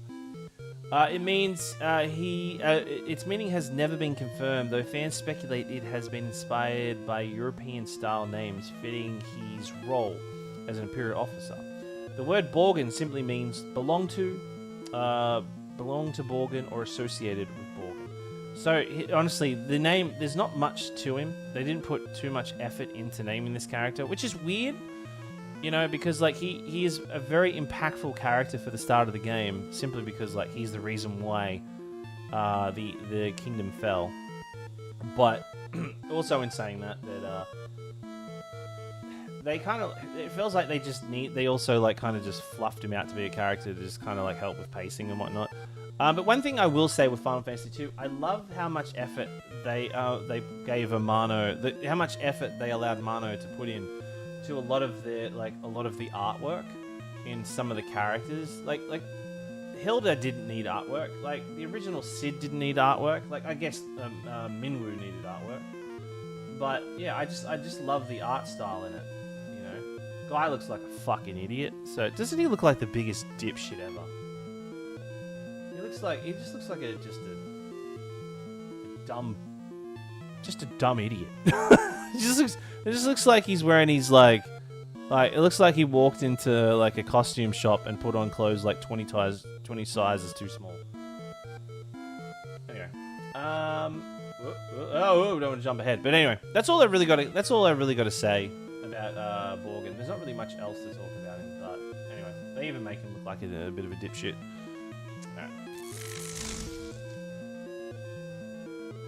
How you enjoying the PowerPoint presentations, chat? You still enjoying them? They're still like, oh, PowerPoint time? Curses, you've already gotten the Goddess Bell. First you ruined my standing with the Emperor, and now this. The Emperor will never forgive me for messing this up. If I ever go back to the Empire, he'll have my head. But I'm still a soldier. If I'm going to die, you're coming with me.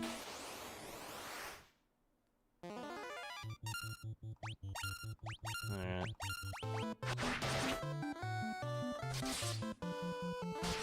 Like this, they don't even give him like a fucking boss theme music. That's just how weak he is.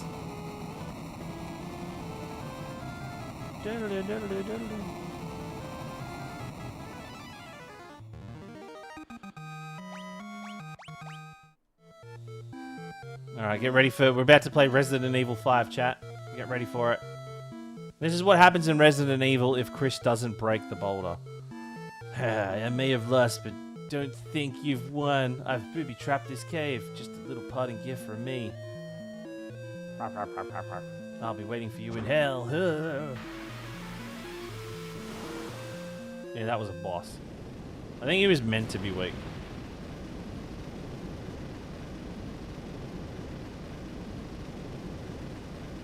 Damn it. Go on, get out. We won't leave you. I can't hold it much longer. Run! It's up to you now, Alta maybe, my sweet Nelly.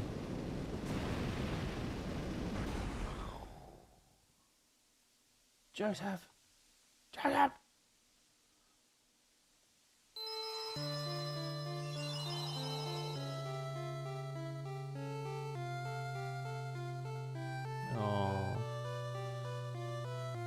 There we go. Joseph died. That is one of the first main characters. I would say, like, main party ally deaths in the franchise.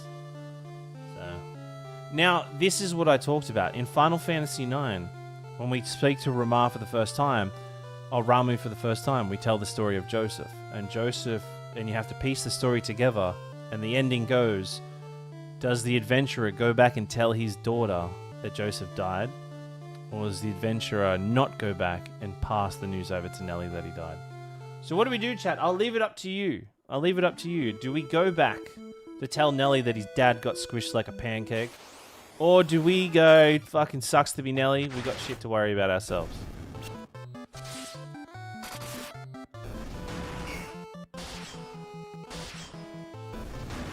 You want me to do it? Go back and rip the news. Tell the child, give them trauma. Tell. Alright, we'll go back. God, this bug makes it still... I keep thinking that we're flying. Tell her, she's got a lot of people. Well, she's inherited a pretty cool house. Alright, we'll go back and tell the daughter. But yeah, because it's just such a cool thing that, like, the party... Like, you're not even prompted to go back and tell his daughter. Like, you willingly, as a player, go back and tell his daughter. You don't need to do it. If I was the kid, I would want to know what happened to my dad. Would you want, as a kid, would you want to be told that, like, your dad, like, saved us and, like, he took down many, like, would you embellish, like, say, like, oh, your dad was a hero, he fucked up heaps of, like, snowmen and, like, this dude came at him, rolled a boulder at him, he stopped the boulder, or you'd be like, oh, your dad got fucking squished.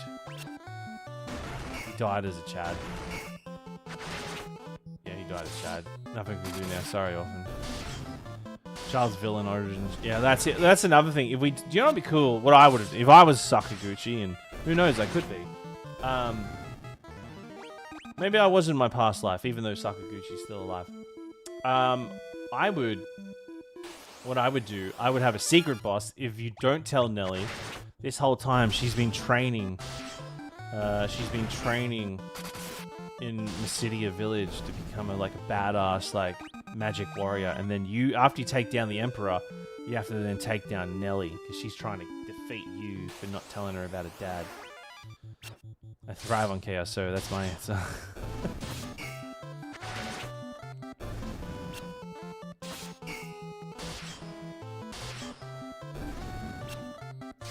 Cottonmouth and Kill Bill. Who's Cottonmouth and Kill Bill? I haven't seen Kill Bill in years. I don't remember anybody's name except for Bill. Like, what's Uma Thurman's character's name in Kill Bill? Was it Kill Bill that, like, you don't actually know what her name is? Yeah, the bride. She doesn't have a name other than the bride?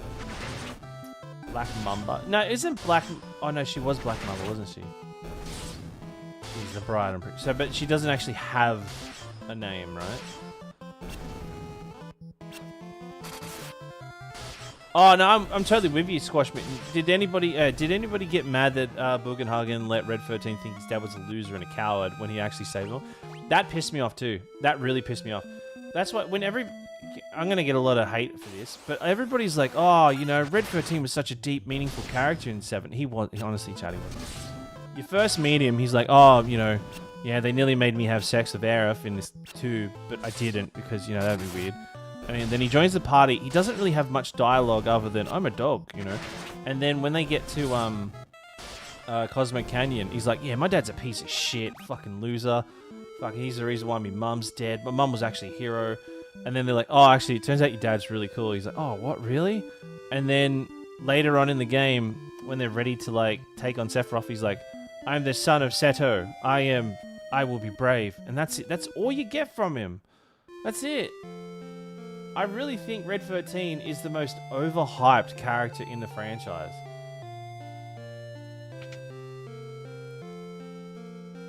Okay, here we go. What do you reckon she's going to say? Poor Joseph. I'll look after Nelly. Oh, okay, it's not even Nelly. Okay. So she's kind of pacing around quicker than most people because she's found out her dad.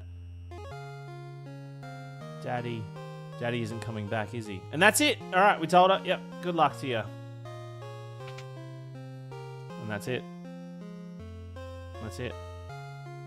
I love the bond him and Barrett have in the abridged. Oh yeah, honestly, in the abridged.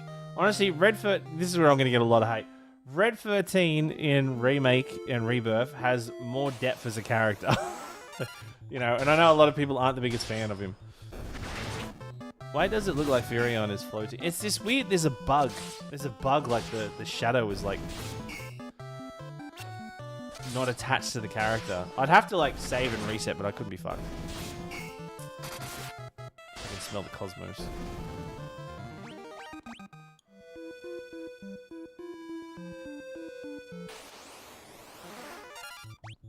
Just you know, just pretend it's part of the world. I've just accepted that it's here. It's the ghost of Joseph just following us around.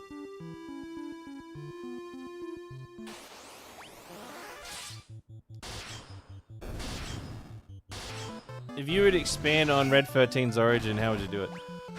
Well, he's the son of Seto and some fucking other dog.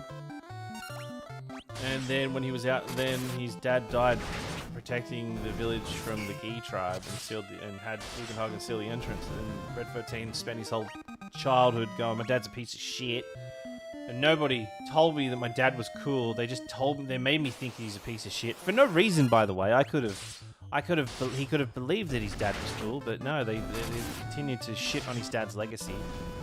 Yeah. There's not really much origin to him, honestly. If there is, I don't know it. There was supposed to be a lot more origin to him, and there was supposed to be, originally in Final Fantasy VII, there was supposed to be 2 other dogs, like a blue and a purple version of Red 13, that were going to constantly follow the party, and they would, like, encounter and, like, challenge Red 13 multiple times. But that was actually eventually scrapped, but they picked up that concept in Final Fantasy X, with Kamari, with Baran, and Yankee. But that would have been cool. That would have been cool if they actually kept that going. I would have been totally for that.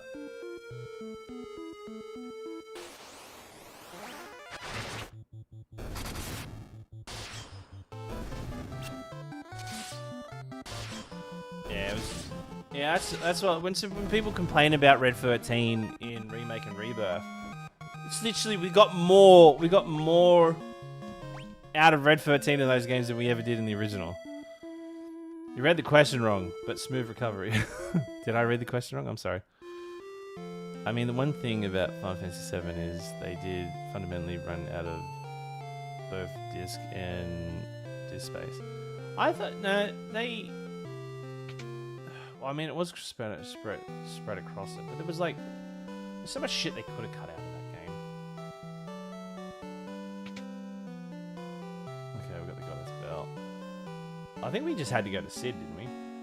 Oh no, we brought the bell with Joseph's life. We cannot let his death be in vain. You must take the bell to Cashwan Keep at once. Oh, is that all I have? Alright.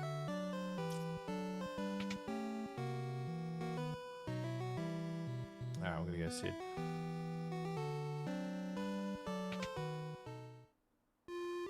Oh, Red is a solid Queen's Blood. That's true. Yeah, Red's really good at Queen's Blood. How much money we got? Oh, we're cashed up too. I'm actually making really good progress in this. I do wish that his voice... I was turned off by his voice in Remake and Rebirth. In Rebirth. I wish they just kept his voice the way it is when it was... Like, he was a really good voice actor. Like, really good voice acted in Rebirth. Sid is very different in... Oh, yeah. Honestly, I just don't care too much as of late. I get a lot of the arguments, but I just don't care. I really just don't care. It's like, for me, they're just two different games. Like, the original Final Fantasy VII exists, and the Remake and Rebirth are just completely separate, and I'm like, okay, this is how they are, this is how they are. I feel like I just saved myself a lot of time then. And the things I don't like, my arguments with Remake and Rebirth, actually, no, my argument with Rebirth is not you know, anything story-wise. I wish they didn't change shit, but I honestly don't care because the original exists and I can go play that at any time. Oh, here we go. Sorry, let me just do this.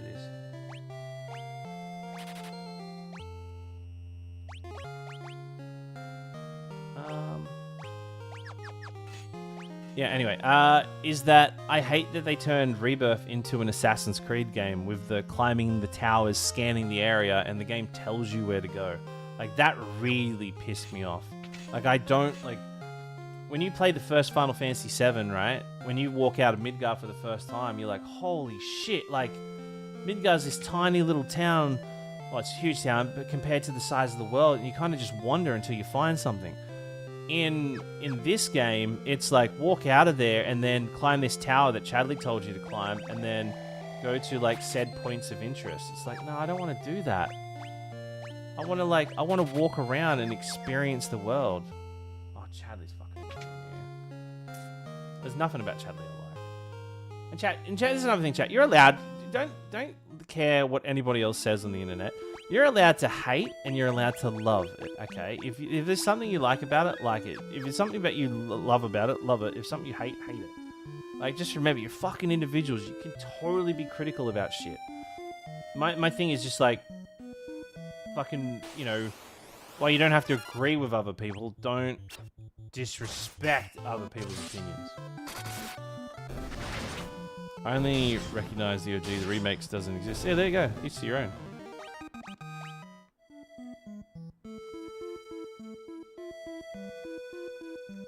I just think, it's just... Yeah, Chadley is one of my favorite characters. Chad's one of your favorite characters? You're a fucking weirdo. Nah. What, are you fucked in the head? Sorry, mate, the ship's left. Oh, okay, we're gonna walk back over there. We need to normalize the voluntary clue system to let people figure out where they need to go. Yeah, that's it. Absolutely. Like, I want it to be an option.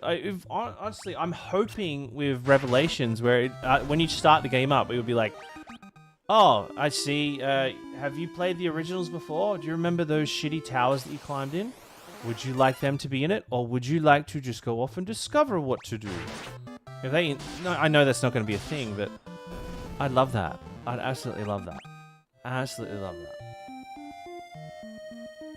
You should play Gothic 1 Remake, Pez. No, I've got to play it. Everybody keeps telling me it's so good. I know Ken's been playing it, and Ken's been like raving about it. Well, not really raving, he's been really enjoying it. But Richie, I know Richie's been playing it. Just had a convo with a workmate about how handholdy games have got. Oh, yeah. So handholdy. You're not playing any of them. You're not playing them anymore. That's another thing, too. A lot of video games, actually, now, when they make them, they understand people are going to go online and look for guides, so they rely on people to go look online. That's what it feels like. Does hot take, but I actually like Final Fantasy II mostly because it was made by the same guy who made the Romancing. That's just true. He is true. He did make that. I saw him and Sakaguchi had a bit of a fucking, not really a back and forth fight, but like, oh, okay, what's his name? Is it Taka? Whatever his name is. He yeah, like someone showed that like AI. Art of AI video of Final Fantasy VI Remake, and Sakaguchi's like, wow, this is cool. And then old mate who made Romancing Sagas replied to him going, what are you doing? What are you doing, Gooch? Don't compliment this shit. Hey Pez, what's the best city in Final Fantasy as an extension to the question, which Final Fantasy? Oh yeah, I was gonna answer that, wasn't I? Give me a sec. I got an answer to that one. Good, just give me a sec. I'll answer that one now, actually. Let me just get out of this metal. Alright, chat. In 20 minutes, we're going to be running a giveaway for Final Fantasy VII Rebirth on PC, Steam. Alright, let me get this on. Alright. Alright. Okay, where are we at? Hey Pez, what is the best Hey Pez, what is the best city in Final Fantasy? As an extension to the question, which Final Fantasy has the best world building? Wow, do you know what? That's a really good question. I'm somewhat of a world-traveled person, so I find this question quite good. Possibly one of the best questions ever. One of the best cities in any Final Fantasy game for me, and this hits really close to home, is Delling City in Final Fantasy VIII. It's just the vibe, the atmosphere, the music. It just feels very modern. I remember like playing it as a kid going, wow, I would love to live in a city that's forever at night time. You know, it made me excited to grow up and like go out into like a nice whiskey bar and listen to like some like hot lady play the piano, and I could stand up and get a leg cramp going to talk to her. You know, it just really kind of like set the tone of me growing up growing up. But as far as like what Final Fantasy has the best world building, I don't really think Final Fantasy VIII has really good world building, like absolutely. But as far as like kind of world building is kind of towns and whatnot, I'd have to say Final Fantasy XII. Final Fantasy XII has some of the best world building, as it kind of expands across multiple games across the franchise, not just Final Fantasy Mainline. And every location has a story to tell. I don't really want to live in a world like that because I'm pretty sure nobody baths and everyone smells like shit and sweat. But Final Fantasy XII, in my opinion, has some of the best world building, but it also has one of the weakest stories, which I don't know how you kind of put that together. But yeah, anyway, that's my answer. But what do you think? What's your favorite city and what's your favorite world building? Thank you for the question. Alrighty. But you also get Fran too. I would love to live in that bunny village. I'm like, don't you guys just want like a, you know, like a dude in his like late 30s with a dad bod and hanging around? You know, I could do shit. I could like, you need a hinge put on your treehouse. I can put a hinge on the door, you know. I know you guys can do it, but would you like me to do it too? Where the fuck am I? I overshot this village by a mile.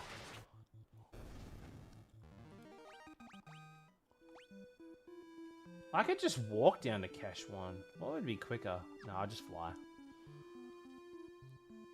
That's why I'm here. Also, so speaking while you're here, sorry, Brian. So speaking while you're here, Brian, thank you for the heart, the Super GG, game controller, confetti, and hanging lights. Also to Matt, thank you for the rose.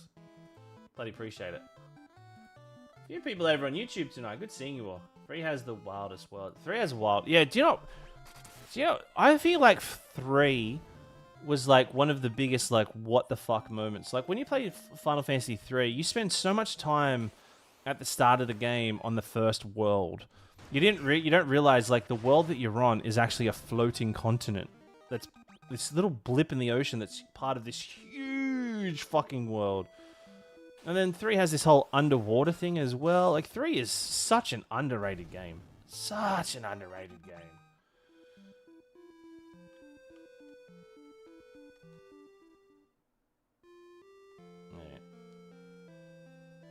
Actually, probably should. I don't think I've actually gone and spent any money in this place.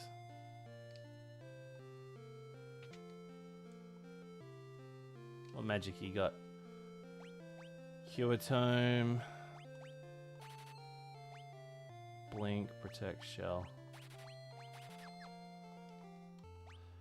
I think it's important that we give everybody a Cure Tome.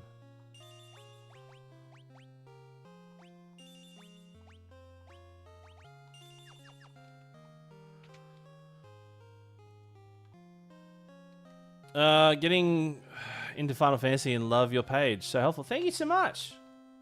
Glad you like it. If you have any questions, let me know. It's more of an adventurous game genre.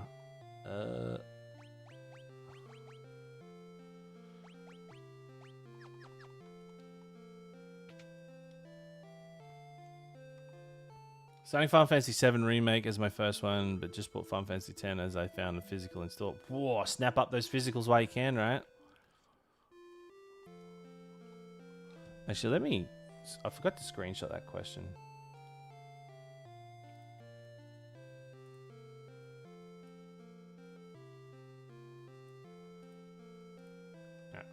We're talking to Sid, aren't we?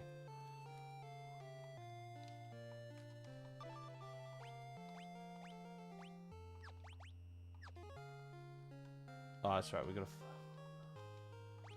a. Cash one. There we go.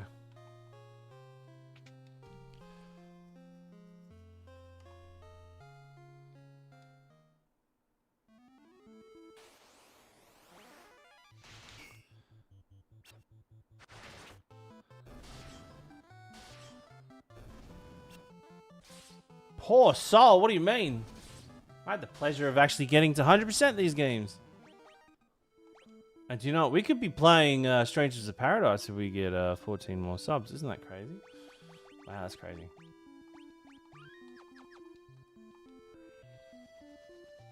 Oh, wait, do you reckon this fixed the weird shadow bug?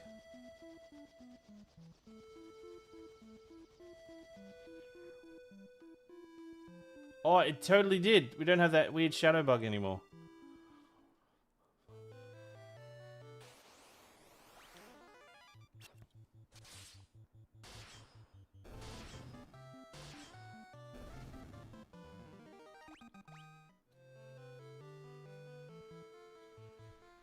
Yeah, I know. A lot of people buy yeah, I know. A lot of people buy fucking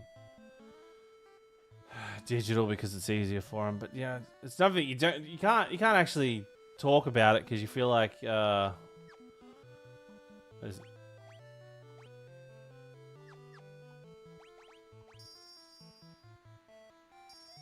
what I find crazy, right? We use the goddess spell to get through here, right? Because this door's locked. But we get in here, and fucking who's in here? Scott. Or Gordon. I came here to retrieve the Sunfire. I thought I was the only one left who could open the door.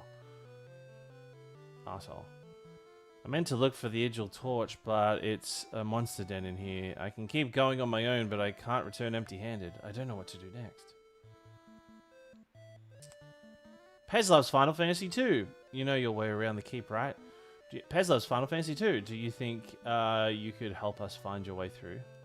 I'm sorry. The keep is riddled with secrets. I wouldn't know my way around better than you. Okay, yeah. I really like the way Strangers of Paradise did the jobs. Strangers of Paradise, I'm glad to hear someone else say that, Goose Laser. Yeah, Strangers of Paradise had a really good, really good job system. They actually had a really good blue mage in the DLC as well.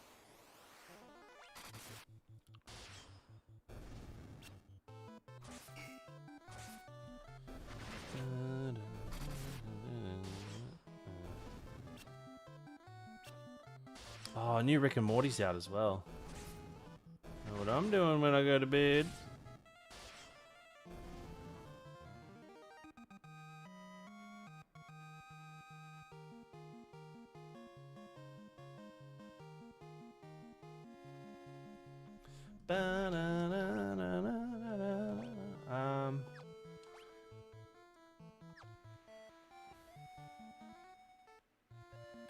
So that I think, you know, like I think the Blue Mage class is possibly one of the best classes that they came up with. I do get really bummed. Like I haven't played the Blue Mage class in 14, but I got really bummed that it's not like a main class. It's just like a subclass. Like it's, you know, you can't really main it. Like can you play all of Final Fantasy 14 just as a Blue Mage, or is it just like too limited?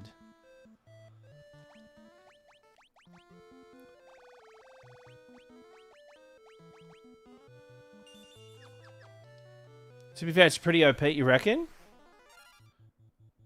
You can if you have a party of everything. Really? Oh, really? You can accept the new expansion. How many abilities does it have? Like, how versatile is it? Like, does it have like I'm assuming it has a set number of spells, but does it have a lot of spells?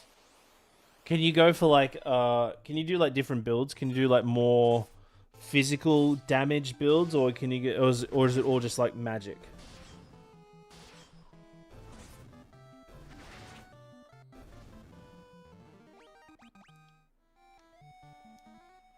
Does it make, can it be a really good healer?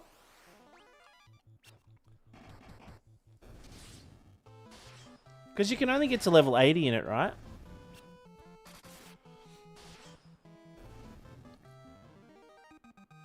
Yeah, it can if you have all the spells, 124, and it's a mix of spells and DPS moves.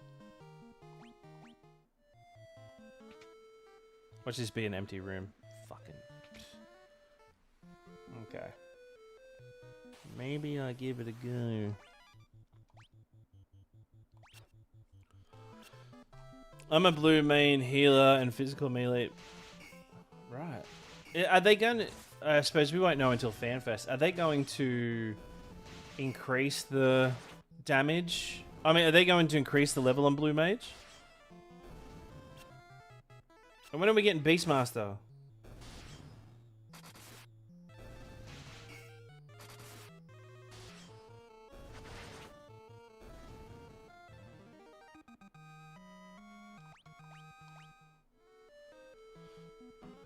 So Beastmaster comes out in September. Is Beastmaster going to be like Blue Mage, where it's like going to be like limited?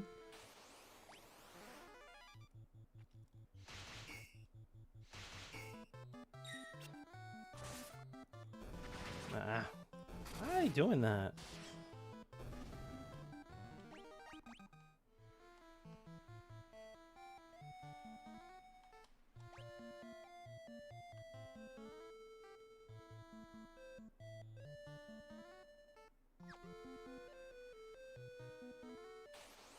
Hard to be balanced, and yeah, fair enough. Oh, I got faith that they'll like balance the thing out. What class do you want? Like, what are we missing now? When are we gonna get the soldier class? Soldier first, second, third class.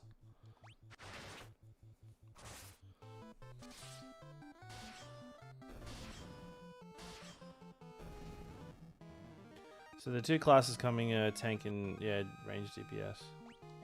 Wasn't the theory everybody thought that it was going to be like an Usopp class, like from One Piece?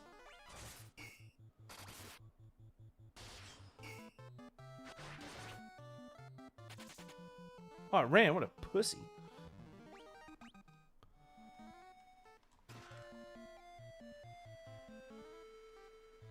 Yeah, I think we're making pretty good time. I'm going to be honest. We're making pretty good time in this game. I'd like to see a Geomancer class. Or a Druid class, right? We haven't had a Druid class where you can, like, change... There hasn't really been a Druid class in Final Fantasy apart from, like, Vincent, I would say. Or, like, a bipedal... Like a class that's tied to a certain race where, like, you can turn into, like, a Red 13. Do you remember how, like, Kamari... we all thought Kamari could turn into, like, a beast form? Where he's like on all fours from that cutscene, but it's just not the case.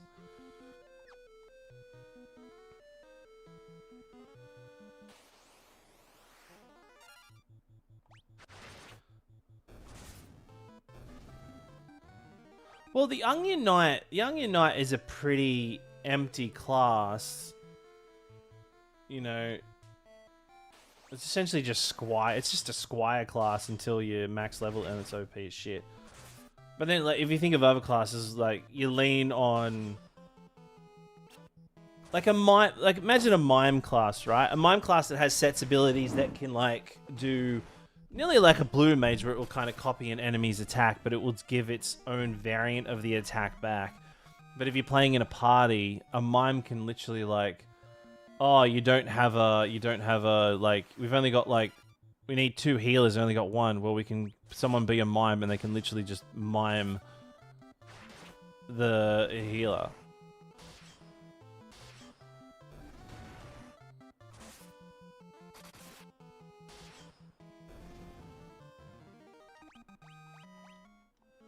So the reason why you couldn't have a Vincent class is because of the lore.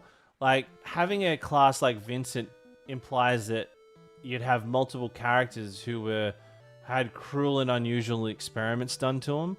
It's like, imagine 40 million players worldwide.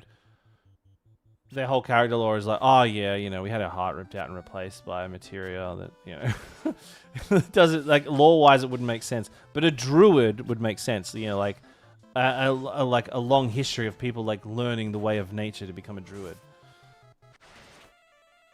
Yeah, it would be Reaper, right? Yeah. But when are we getting our Blitzball player, right? Are we going to get a Waka class? A Waka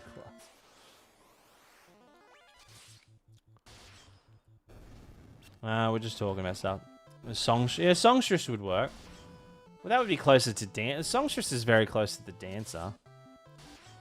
I'm from my ball at people. Oh no, Pez, I have some lore news for you. Oh, cover me in the goo of your lore. Golden shield. Oh, we're not really using shields, are we?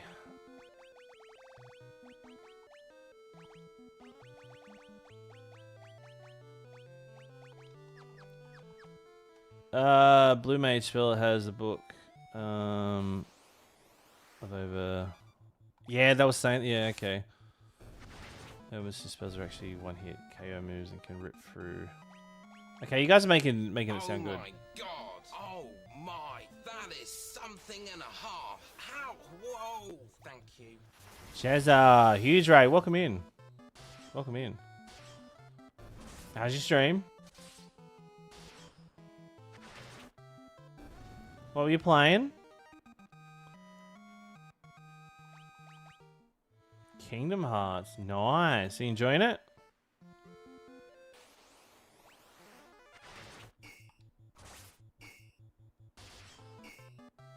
I reckon it's going to run away.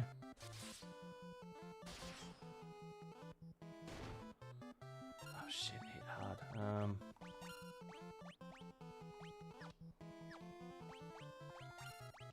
Yeah. Stream was great. I beat Ansem in Kingdom Hearts 2 on the PS2 for the first time in like 20 years. Hell yeah! How good's that feeling? How many times did you die? How many times did you have to listen to Ansem go, "This island surrounded by water"? I loved how he used to say water. The word Billy Zane saying water is fucking slaps. None? Oh shit. One fucking aced him. Nice. Hell yeah. Stoked for you. Congratulations. Chat, let's make sure you give Ms. Cheza a bloody follow. Good on you. I enjoy Kingdom Hearts streamers.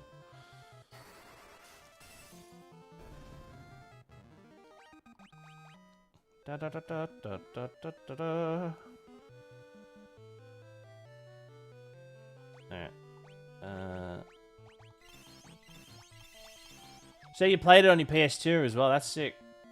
I think we gotta go to those stairs. I'm pretty sure every other room is just a fucking dead room.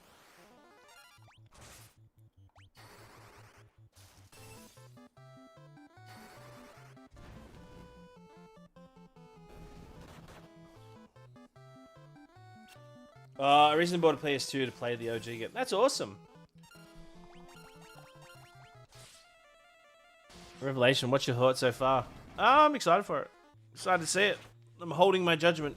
I just hope we don't have to climb towers and scan the area. Then I'll be pissed. I just want to play it. I can't wait to play it. I can't wait to see how they're going to end it. So, good or bad, I'm just excited for it.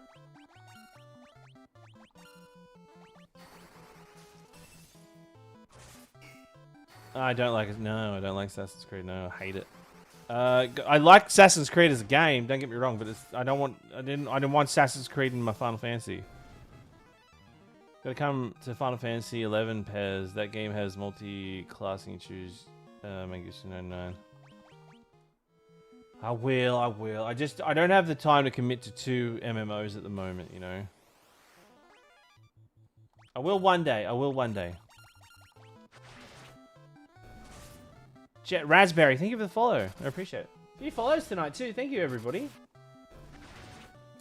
We are 1 follow away from getting to 31,500. That's crazy. God, there's so much to this bloody map.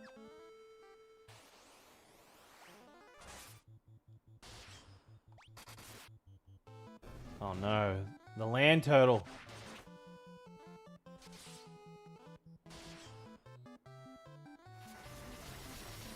Blizzard 5?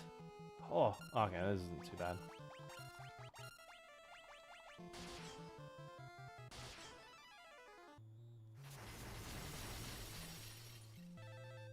Oh, Residence is looking good too. I can't wait.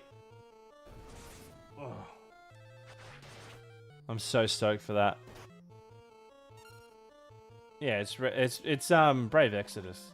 So they're just taking Brave Exodus and made it a get rid of the gacha. I've already been talking to Square Enix about it. I'm like, you bloody... If there's early hands on, I want in on it. I'll go down and capture for it. I don't know if that's a thing, but yeah, I want to. Yeah, I played it. I love Dissidia on I love Dissidia on on PSP. Loved it on PSP. Played the shit out of it. It was like, it's not like the best fighting game, but very rarely do I play a fighting game over and over again. I think like Tekken 3 and Dissidia, the OG Dissidia on PSP were like my favorite. Absolute favorite. Oh. Oops. Blooper Blues. Hi, Pez. First time catching your stream. Got here from your reels. Oh, thank you so much. Shout. Let's get some love. Wait, that's my mug. Where's my fucking clap? Let's get some love. Welcome in. Welcome in. Good seeing you, Blooper Blues. What's your favorite Final Fantasy? Chat, everyone, tell me what your favorite Final Fantasy is, and I'll tell you why you're wrong. Do you know what I just don't do? Is use magic on everybody. Let's use magic. I'm gonna be dangerous. I'm gonna use magic on everybody. I'm gonna be an individual.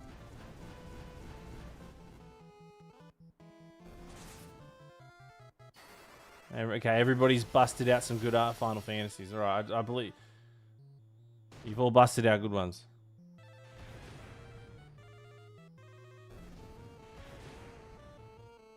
No, I like 13. I like 13. Oh my god.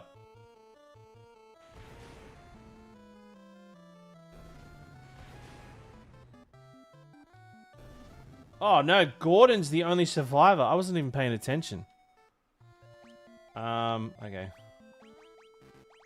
Oh, that could have been really bad. Now, let me tell you what my favorite is. Final Fantasy Tactics, baby. The War of the Lions version. My first. That's another thing. A lot of people. Now, this doesn't count for everybody because a lot of people like to jump at me and go, "You're wrong." But that's usually most the case is if it's if your first was like Final Fantasy VII, it's usually Final Fantasy VII is everybody's favorite, you know, like it's usually everybody's first is usually their favorite. I gotta remember to take this shit off Gordon after when we fight that flame. We gotta make sure to take the items off him. Okay, where are we going? We're gonna go bottom left. Okay. What main job class would you be in Final Fantasy Tactics? I always end up ROMs are always it's another thing with Tactics. The thing I like about Tactics is you can like do it from so many different angles. But I will say that the class that I go to the most is obviously Ninja. And then Ninja mixed with Samurai and Monk. But I think Monk is probably my most favorite class, just because of how powerful, like, how helpful most of their abilities are. Does Tactics have FMBs? It does. It does. Like they added like animations into it, like cutscenes into War of the Lions.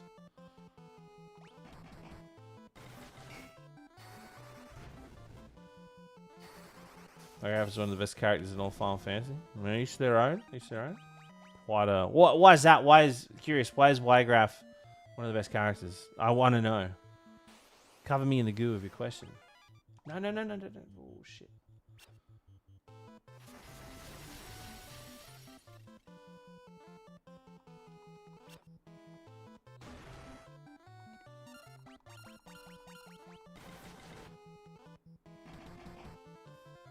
After I finish Elliot, I plan on starting Tactics for the first time. Yeah, good. How are you enjoying the Adventures of Elliot? Me and my daughter played it together. It was really good. She played the fairy while I was playing. I played Elliot. I want to be a summoner with Time Mage subclass, so you can teleport. Having a samurai that can teleport, is really, really helpful.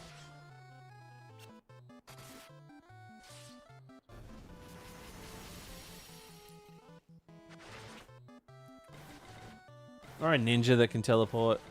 Just teleport anything.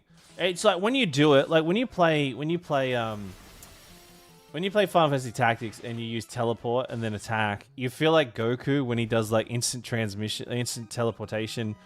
Or was it what do they call it? Instant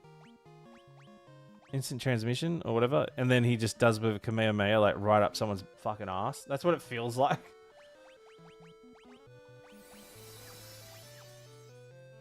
Instant transmission. Yeah, it feels so good.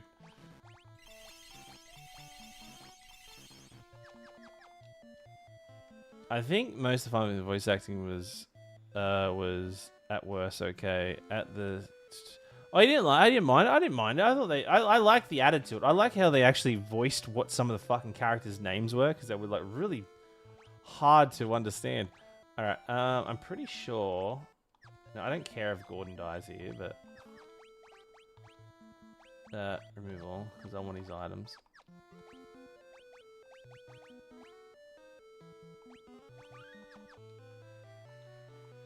Oh.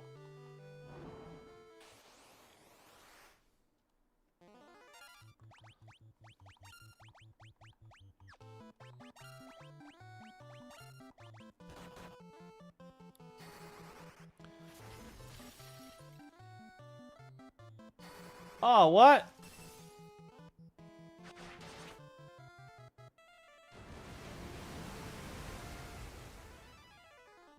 Huh? I forgot that this thing is like invincible to... How do I get this? It wouldn't be fire, would it?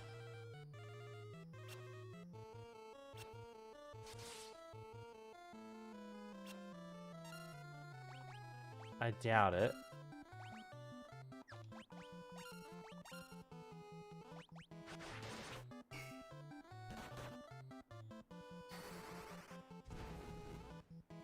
I thought, yeah, I guess so. That wouldn't make sense.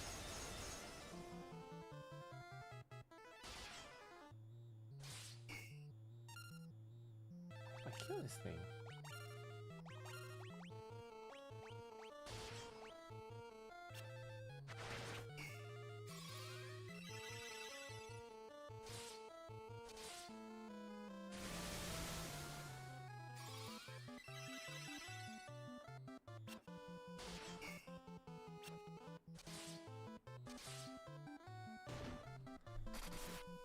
I really don't remember this enemy being this strong.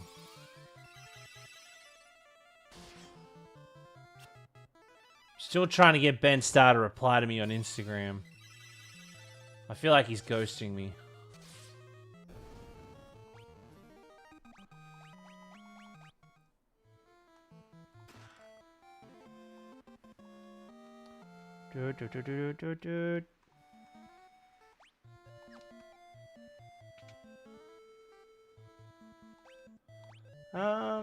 Do we have a teleport spell? Warp spell. Okay, yeah, magic. We'll give that to... Who's got the most item? Oh, hey! such a tease. Thank you much. Agatha! I'm going to call you Agatha, if that's right. Thank you for gifting a Subbipoo to Zephyr. Zephyr? Zavia? Thank you so much.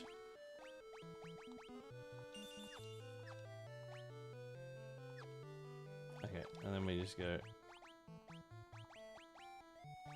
Oh no, we already had teleport. There we go.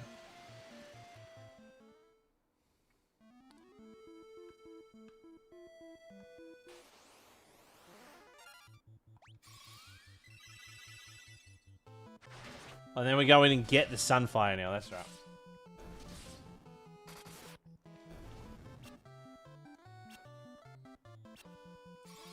Now we're about to come up, so we're coming up to what is hands down the worst part of this marathon. There is no part in this marathon that is more painful than what we're about to experience. I would not wish anybody in the world to play this part. Anybody that willingly does this is fucked in the head. That's the best way I can put it. Your model's so funny. Live it. Well, yeah, you like the wobbles? Yeah. The idea, I really originally wanted this to be like a hand puppet where he just kind of like wobbled around, but then it kind of just evolved into this one.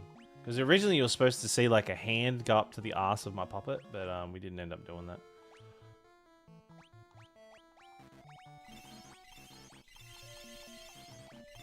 This is gonna suck ass.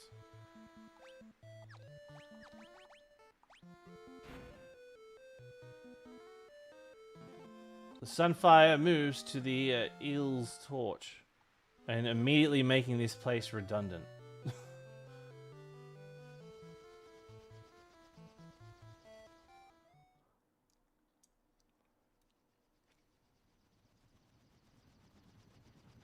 Oh shit!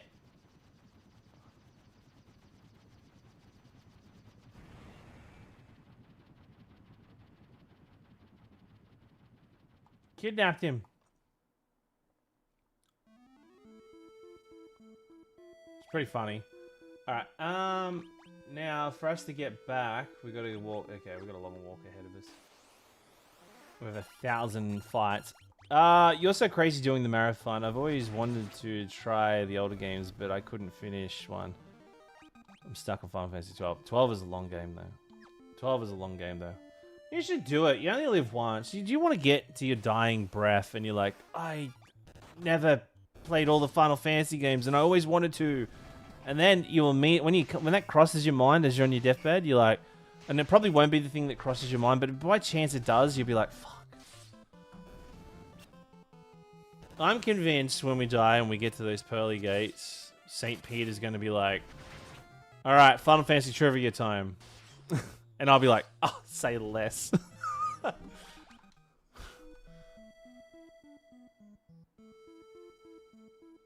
I'll be like, done. He'd be like, who's Cloud's mum? Claudia, boom, let me in. Is she up here? Let me have a crack at her.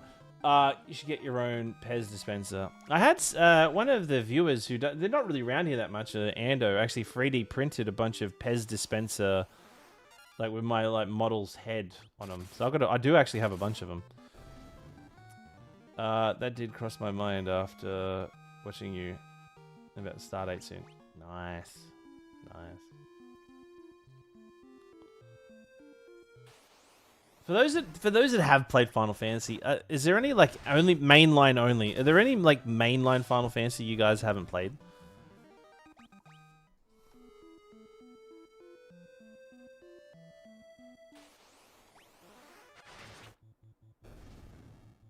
Yeah, St. Peter would be like, all right, so what's your thoughts on Final Fantasy 2? I'm like, oh, fuck. See if I went all right ways. I'm like, can I be honest? If heaven means liking Final Fantasy 2, I don't want to go in.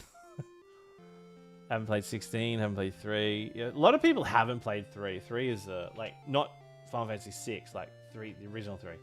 I haven't played 3, 8, 9, 10, 12, but they're on my list. Hell yeah.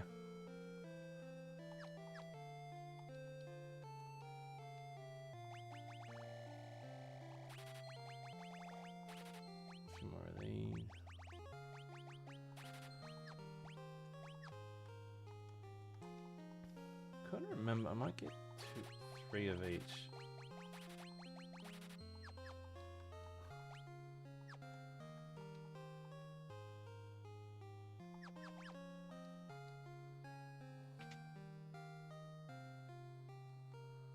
All right.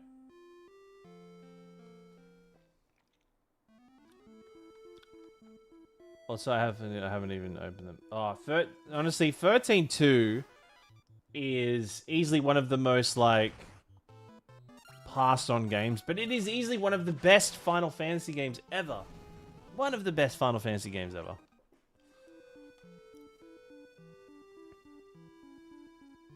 I love Final Fantasy 13 too.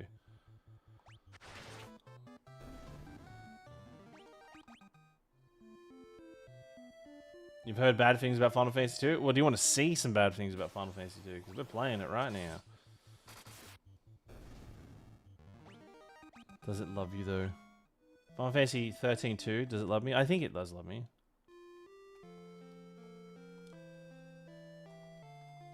Have you fixed? Yep. Okay, cool. Let's talk to Sid. I think Sid isn't here because the ship got taken out. Yeah. Go the wrong way and end up fighting a monster that was too. Oh, that's. I love that when a game like reality checks you right away. It shows you the ceiling. It's like, oh man, no, I'm really good at this game. And then all of a sudden, a fucking dinosaur walks in and just stomps you.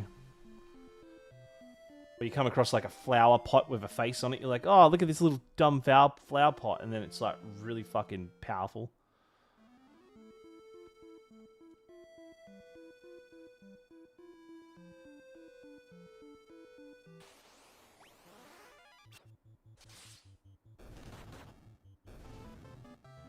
Same thing.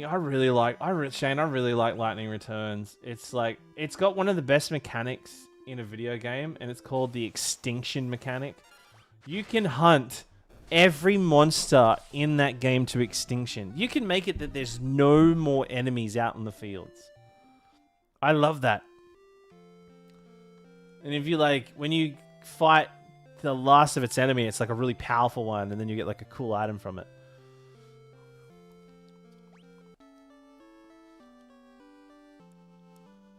You thought you were doing good, then Beatrix like, yeah, she fucking usses you in one hit. Yeah, no, I know that feeling. Alright. Oh yeah, we're gonna go see the Queen.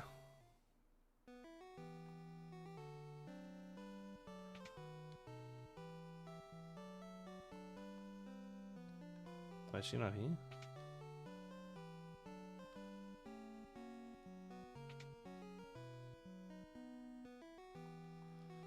Princess felt so badly sending you out. It's a dangerous assignment. She...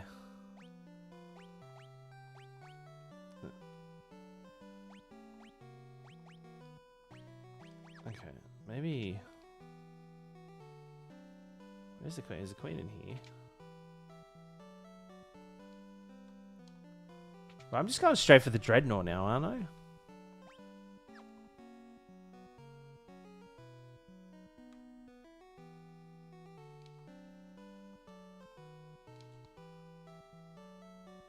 Oh, that's right. She's in the Dread. I don't know how she got into the Dreadnought. All right, so yeah, we're gonna get a Dreadnought. Fuck. All right. All right. The worst part of the whole marathon. Oh, I went the worst way about it. So we gotta walk. We gotta walk like up here. Shit. All right. I was gonna do the giveaway. I will do the giveaway in chat. We're gonna do the giveaway in 11 minutes. 11 minutes. We'll kick this giveaway off. Oh, shit. What am I doing? Chat. I forgot the PowerPoint presentation. I had a whole thing about Keshwan.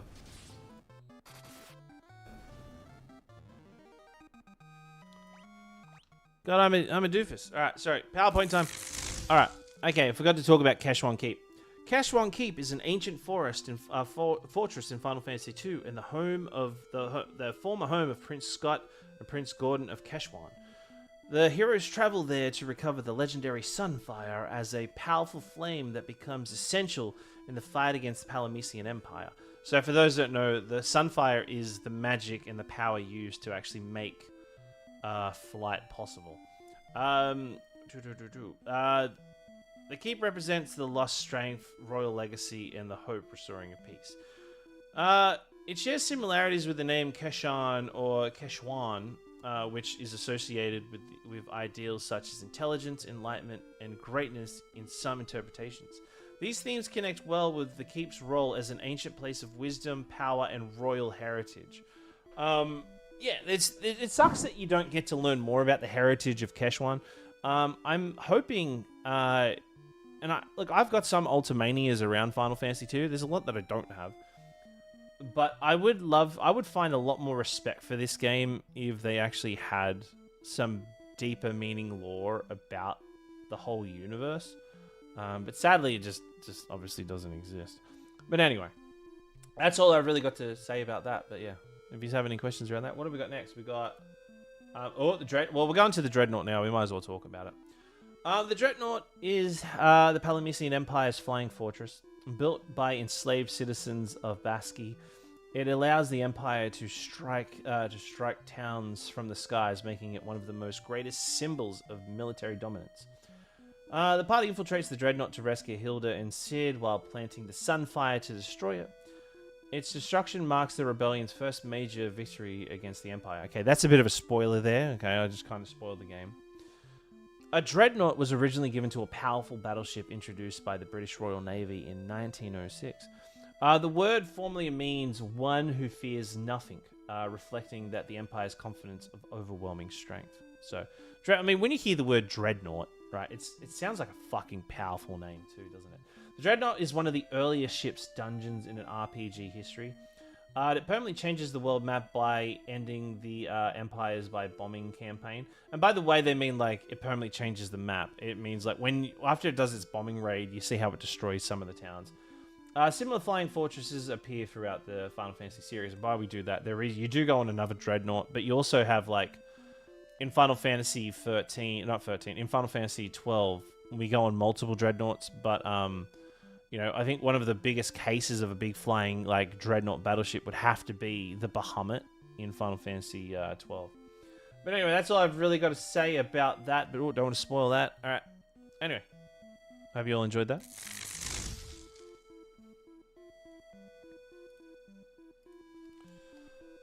Okay. I came for the stream. I left with a PowerPoint.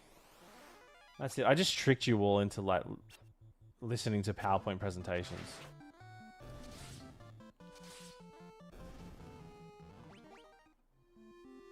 I'm sorry. I'm sorry I did this to you all.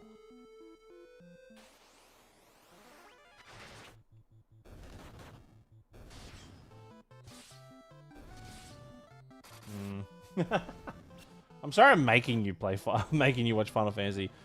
You're just a big fat Final Fantasy nerd, big fat PowerPoint nerd. I don't know why I read big fat Final Fantasy nerd, PowerPoint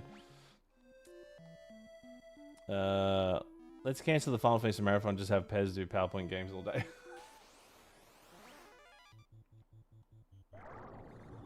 Oh shit. I forgot about the magician. When it's a topic we enjoy, it hits differently. You're not talking about KPIs and margins. I'm not, but we can if you'd like. Wait until I get to Final Fantasy like 12 when I'm going to be talking about like, okay, the best way to like, you know, build out the gambit system to take down Yizmat. For a second, I thought I was back on my online class. There's nothing wrong with PowerPoint presentation. Most people just make a bad PowerPoint. Yeah. I like how to... I'm good. The trick about PowerPoint presentations is don't make it too wordy. The reason why I'm making mine a little wordy is because I'm giving you all access to it when I'm done. But a good like a good PowerPoint presentation just needs visuals, very minimal text, and you should be talking through what's described on screen. And you'll see that when we get to Final Fantasy... when we get to Final Fantasy X, I have a really, really, really, really good kind of layout for it.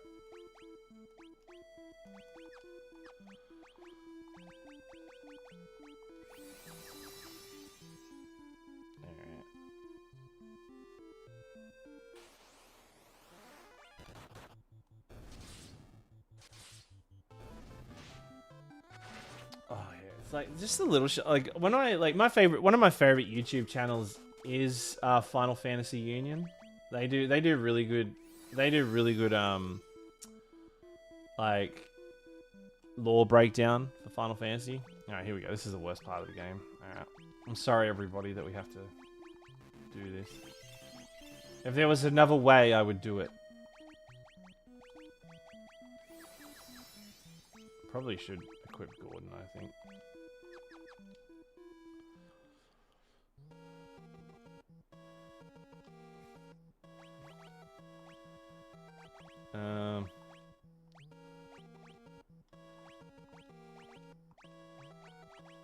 Rebel Curs.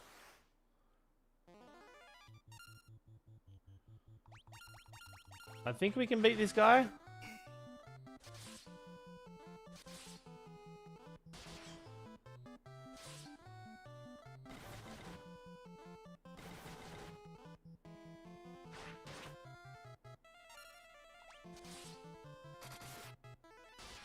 Sure, not doing too bad against him.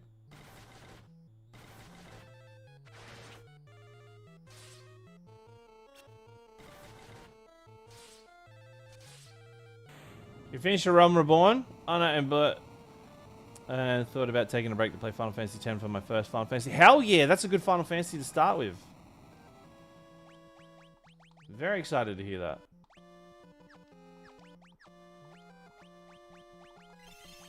Keeping Maria as an archer in this is very helpful as well. Okay, so you want to avoid all these archers. So the trick to this is don't ever waste time going into rooms that have doors. Just go for staircases. Stick to staircases. The encounter rate in this is fucking abysmal. I hate it so much.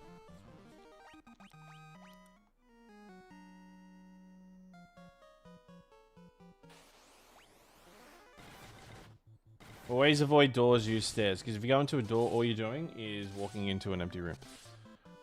There was a map in Final Fantasy II. I think they added the map in this one.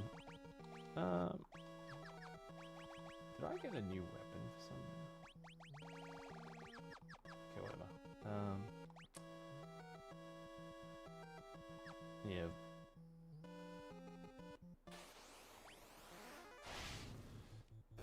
If you could have a chocobo from Final Fantasy, which one would you keep? Oh. It'd have to be like that weird red inbred chocobo in Final Fantasy 13 too.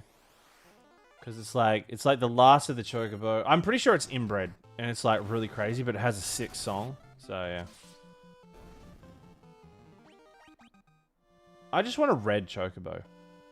I think red chocobos are the coolest shit ever. You know, the Angel of Valhalla. Oh, the white one. Yeah. Doesn't those chocobos have sideburns? They got like really sick sideburns.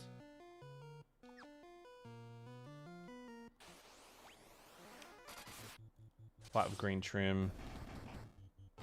Tactics has red chocobo. Yeah, Tactics has red chocobo. When Tactics came out, Square Enix sent me this huge collector's edition. And it had a bunch of like chocobo plushies in it, and it had the yellow, purple, and red one. Well, it had this like big pop-out book where like you open it up, and then it has like one of the huge buildings from Tactics in it. And it had like a statue of. You got that one too? Yeah. Fucking cool is it? I didn't think they were gonna send it to me. It's good shit. It's awesome. I got it in my like display case behind me.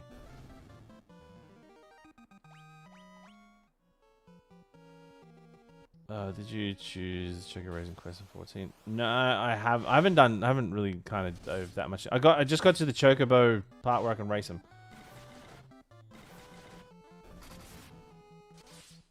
Werepanther. I don't care what a military might you have. Having a bunch of Werepanthers roaming around, it seems not good.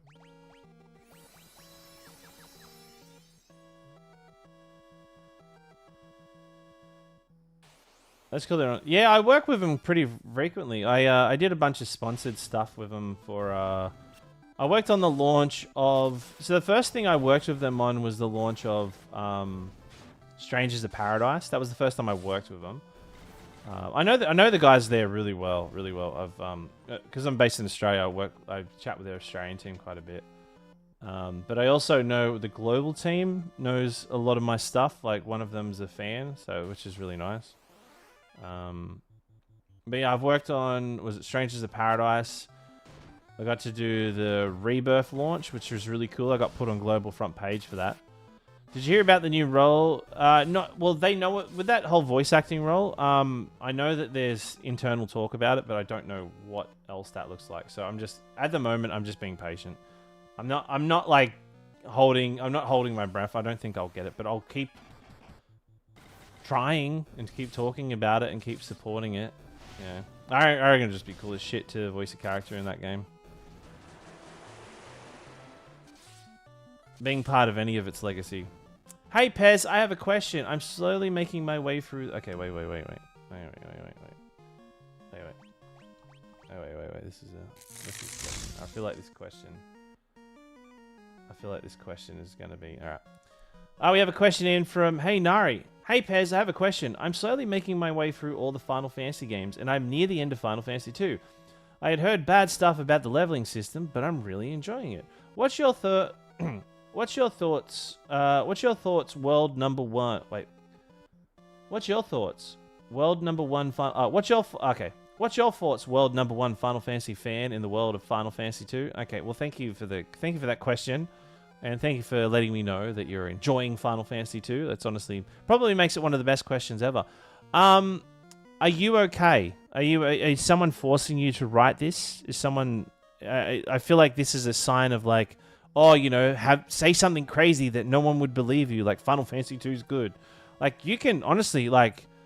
Do you want me to give you my mobile number? Do you need me to call the police? I'm happy to help, you know, because that is such a wild thing to say. Look, here's the thing. The reason why I don't like Final Fantasy 2 hasn't got anything to do with the combat system. I actually like the leveling system. I don't think it's a bad thing.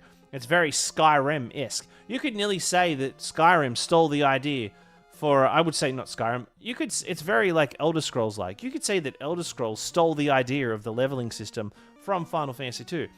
What I don't like about Final Fantasy 2 is that every time you take a step in it, you are getting skull-fucked by an enemy every single step. Every time I take a step, I want to progress the story. Fucking fight. It's just constant. I'm not a fan of it, and it's just like too much. It's 90% fighting, 10% walking around, and 0.0000000 point whatever story. That's what I don't like about the game. That is my biggest gripe with it. But the combat and the leveling system is actually really good. So that's my opinion on it. But anyway, let me know what you think. I didn't mean to make sounds. I bet you get a guy that talks to animals. That's another thing too.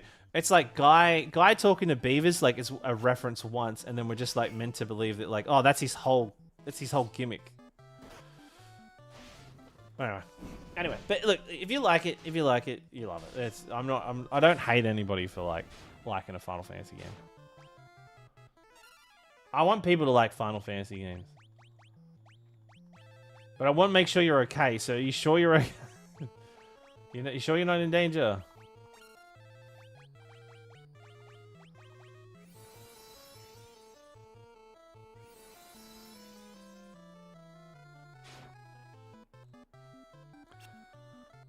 He did that gawk. Yeah. I think Final Fantasy 1 did it better. Like the story was a lot better. It's just like it was a really basic story, but it was okay. The story, I'm safe, I think. Yeah.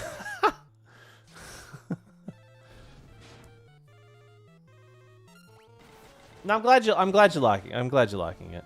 Pez, you're still at your desk. Oh, yeah, I am too. Sorry. I was like, what do you mean? Of course I'm sitting at my desk. I'm fucking... Sorry. My bad. I just got in a sick fight, by the way. I just killed like 20 guys. Missed it, though.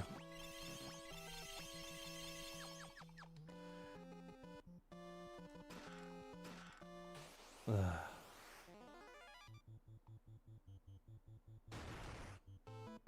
Oh my god!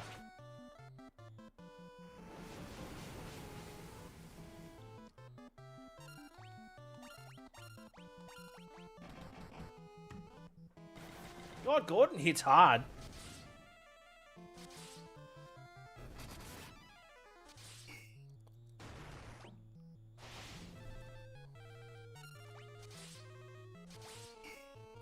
Yeah, sure. I've got to hit this guy with magic, I'm pretty sure.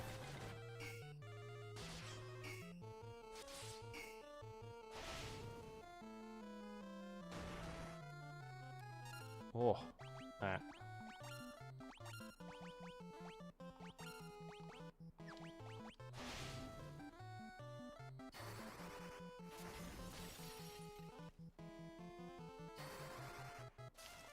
Just locking in a little bit here. I do not want to die in here. No. Oh, that was a big hit. I can feel that one. How many Phoenix Downs do I have? No, do I not have any Phoenix Downs?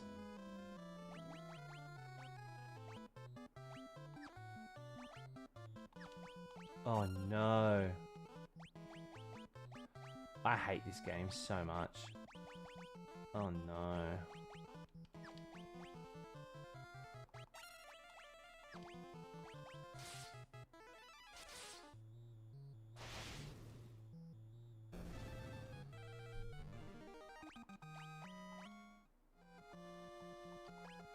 I swear I had a Phoenix down.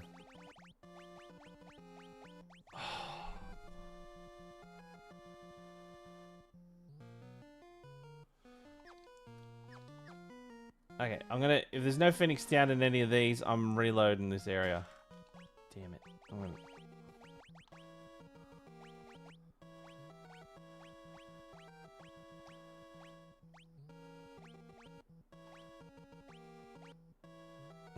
There's no way I'm not... There's no way.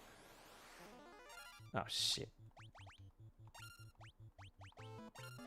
I'm not willingly fighting these fucks.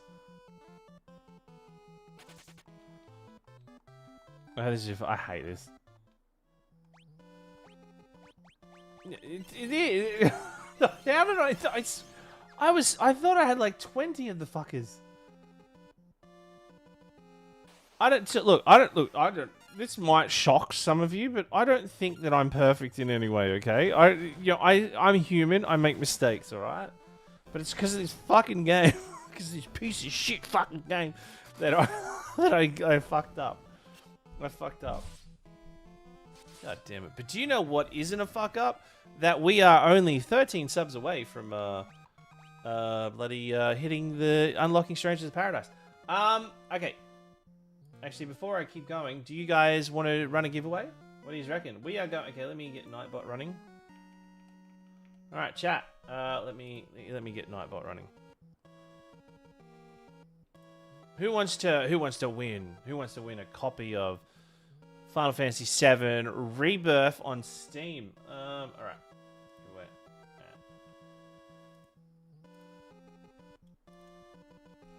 Alright, if you are a subscriber, you get twice the chance of winning. All you need to do is type in chat exclamation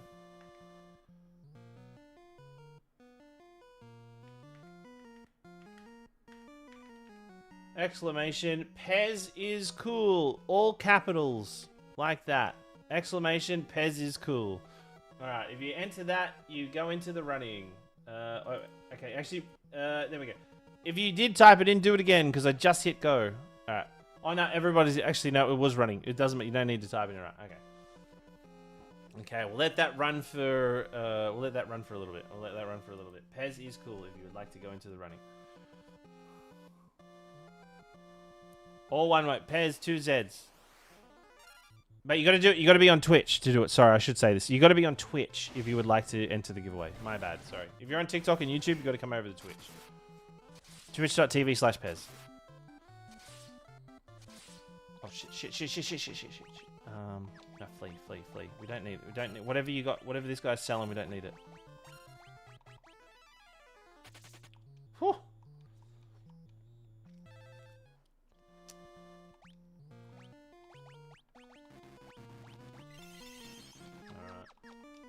Quite a few people have entered. This is nice. Come on. Alright, here we go. Okay. Let me lock in for this fight. Okay. Fight.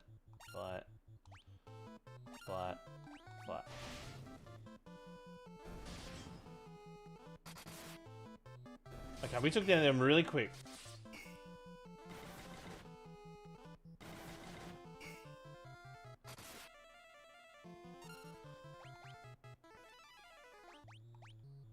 Blizzard. Fire.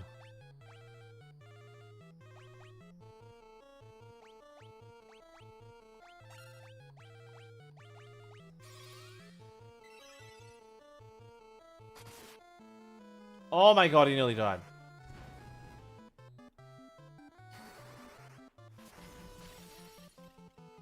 Oh, I got the mug. Sorry.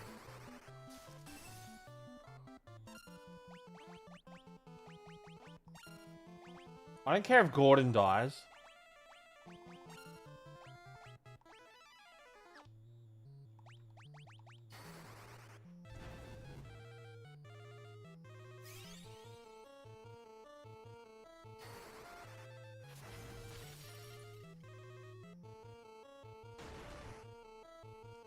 Oh, so worried about her getting hit.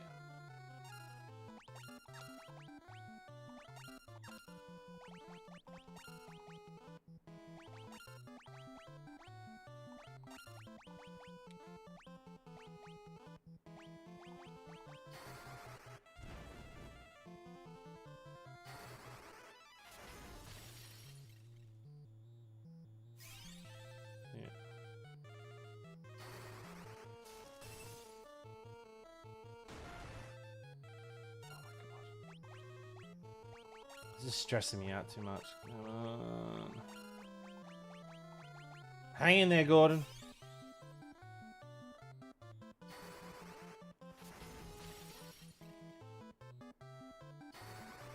I mean, I don't have to tell people to say it. You guys are just saying, oh, cool.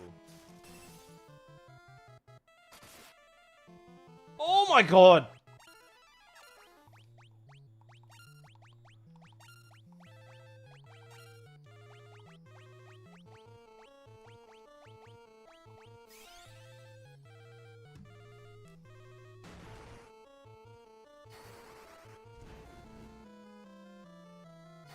How is this thing not dead?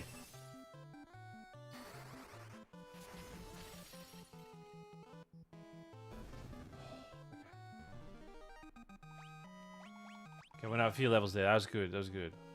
Wait, there's a free game. Yeah, we're giving away. Okay, so yeah, exclamation Pez is cool. All one word. We're giving away Final Fantasy VII Rebirth on Steam if you're interested.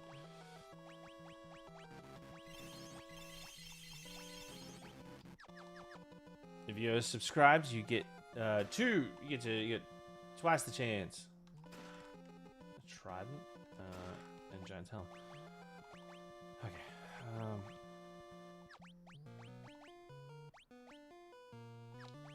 Yeah, I might give her the giant's helm because her defense is a bit, her health is a bit arse.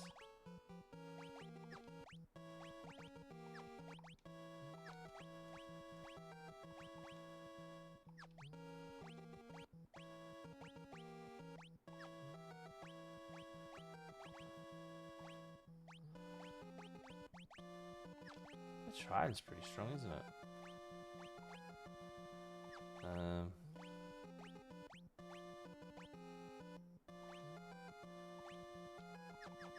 Okay, cool.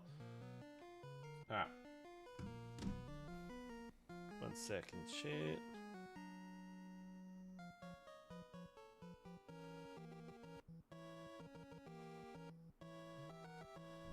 Alright.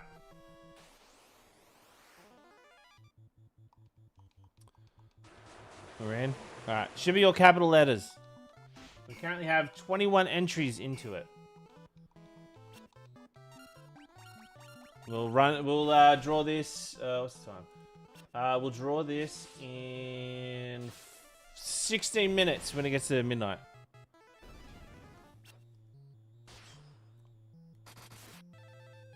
Oh no, isn't it crazy? It's like we haven't had any Funko Pops or Lego for Final Fantasy. They're really like, but they'll collab with Disney, you know, but they won't give us Lego. Imagine having a giant Midgar of, like a Lego build of Midgar. Wouldn't that be crazy? That'd have to be in the history of Lego, the biggest Lego thing ever. That'd be fucking, that would slap, wouldn't it? Oh, fleet. I am not fighting these guys.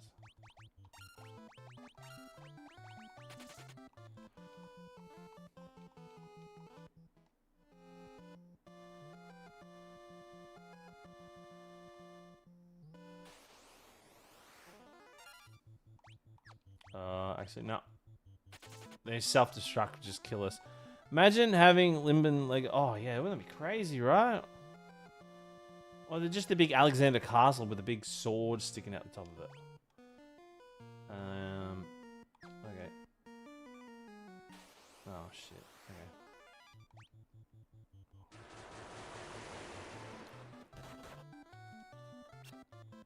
Or a giant Highwind, like a Highwind figure would be sick, or or even like Balam Garden from Final Fantasy VIII. That'd be sick. Alright. Okay, it's not this way. You must have to go up. Okay, yeah. Or a big Blitzball stadium, or a big Sin Lego piece. That'd be cool, right?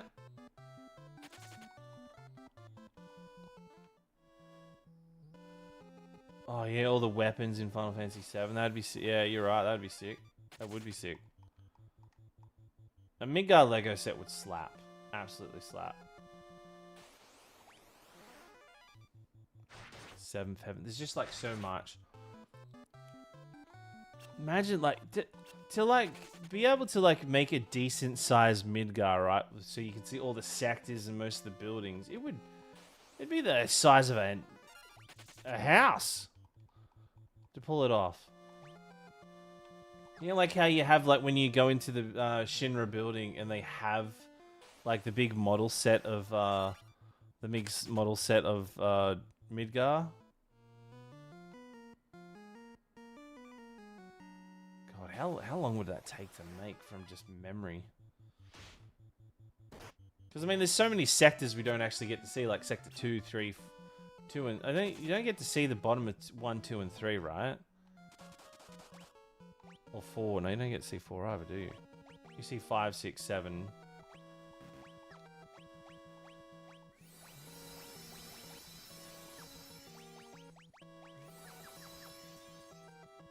You get to see sector 8. You don't get to see the bottom of sector 8 too, do you?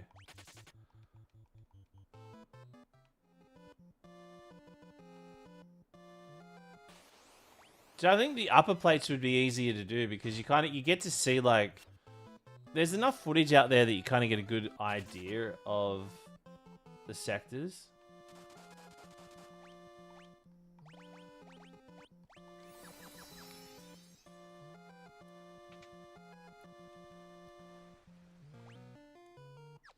Oh shit.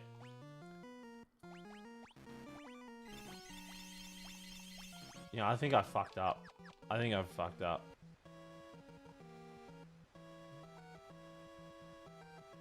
Let's blow this thing up. No, we can't. No, yeah, we have to rescue the princess. Oh, we gotta go all the way to the other side of it. Fuck this game. I knew it. I knew it. As I was going here, I'm like, I'm pretty sure I'm going the wrong way. And I can't even teleport. Oh my god. Do I have an ether? Please have an ether. Please have an ether.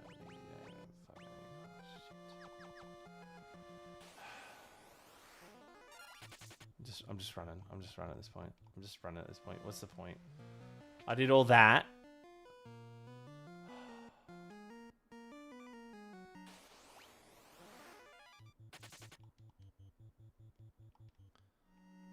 I'm so mad. I'm so fucking mad right now. I'm gonna just fight this guy. I've done it before, I can do it again.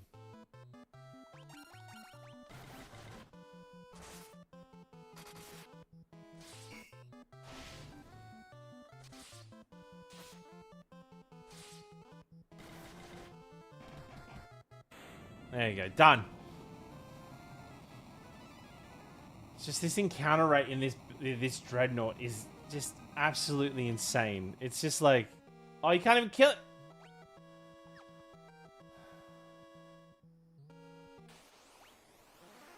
Oh no, don't fight. What am I doing?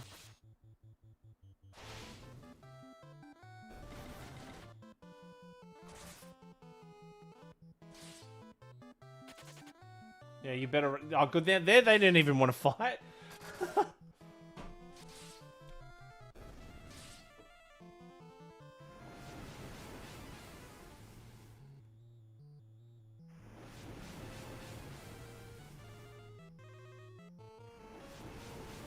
This is where, like, I remember in the first marathon when we did our second stream of this game, we got to this part and I died and I raged harder than I've ever raged before. I was so mad. I just could not express how mad I was. I needed to do a form of dance just to express just my pure rage of this fucking game.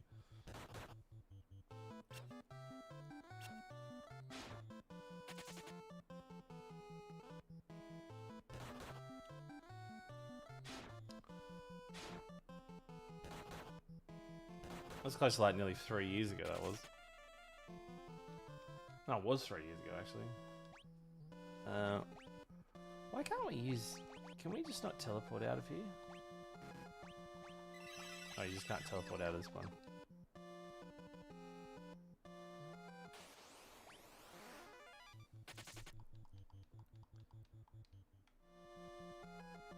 Shut up! Who said that? Stop saying I like this fucking game. It's honestly, when does it get to the point where it's just abuse that you got what you guys are doing? It's just straight up abuse. I reckon tomorrow night though, I'm gonna try to finish this tomorrow night. We'll burn through this game pretty heavily. It's probably gonna be a really long stream tomorrow night.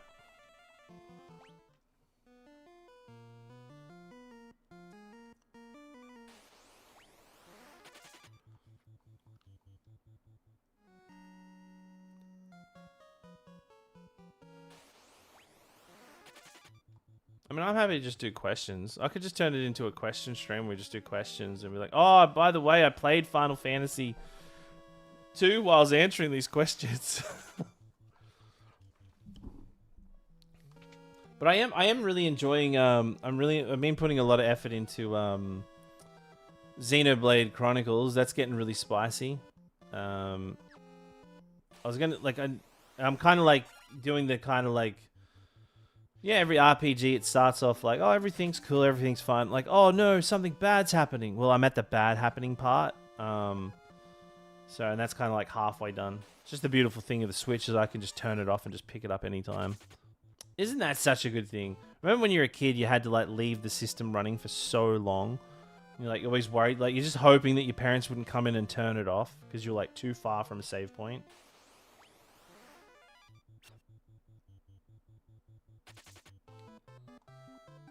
I honestly, Xenosaga, I don't think I've even seen a screenshot of the games. I could not even tell you what Xenosaga is about. I like the concept of Xenoblade, how like the world is on top of two titans that were like died while they were locked in mid-battle.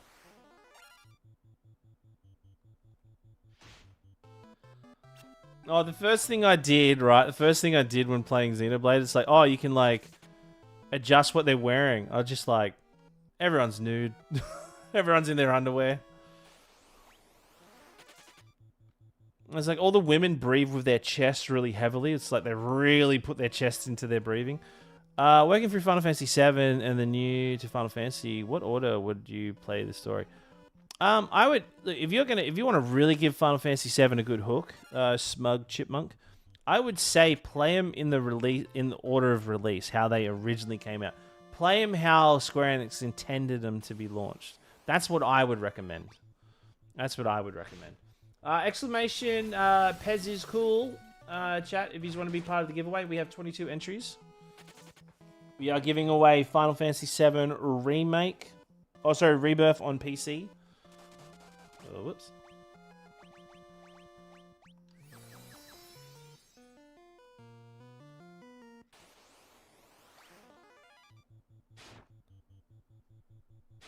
Start from Final Fantasy II, obviously. I would say like if you're talking about the Final Fantasy VII story compilation thing, yeah, absolutely play through order of release. But if you like every Final Fantasy, honestly, just play them in any random. Pick a Final Fantasy and just play it. That's the beautiful thing. You can just pick up and play any of them.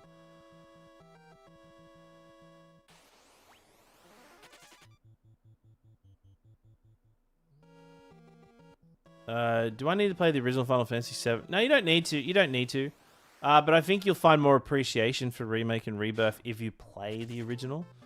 But I'd be curious. But then again, like this is coming from someone who played the original first. But yeah. All right, we got to go back and get items.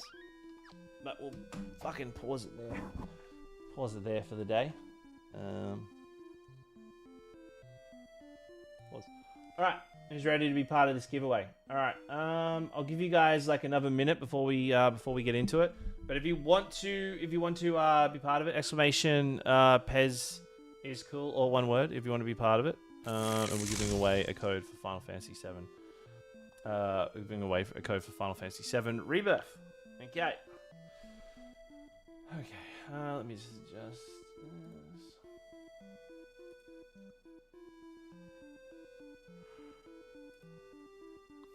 We're gonna raid today.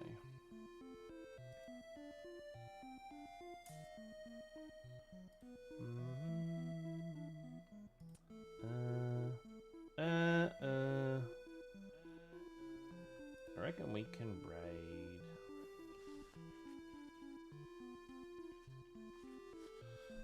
can we raid? Well, Kiki's doing Kingdom Hearts. We can raid Kiki, I reckon. Oh, actually, we'll raid Quali. I haven't raided Quali before. Alright. Okay, everybody. I'm gonna draw the giveaway owner in 3. Whoops. Sorry. I didn't mean my audio. Alright. 3, 2, 1. Choose a winner. And the winner is Vix. Chat, let's get some love for Vix. Vix is the winner of... Vix, say something in chat. Just... Hey, there we are. Hey. Alright, Vix. Are you in our Discord, Vix? I think I saw you join the Discord. I am. Can you just say... Oh, no, I literally see you right there. You literally... Okay, I see you. Okay, alright, let me send you the code. Chat, don't stress. We will be giving away more codes as we do this marathon. So be sure to hang out. You don't need to sub or anything to be part of it. But yeah. We will do a stream where we'll do the sub wheel. When we do we'll do like a big subathon stream and then subs get entries, but that's a different one. Right. Vix, sending you a DM now. There's your code. Boom. Alright, there you go. Enjoy. Alright, that one's done. Who won the code before? It was... Who did win the code before?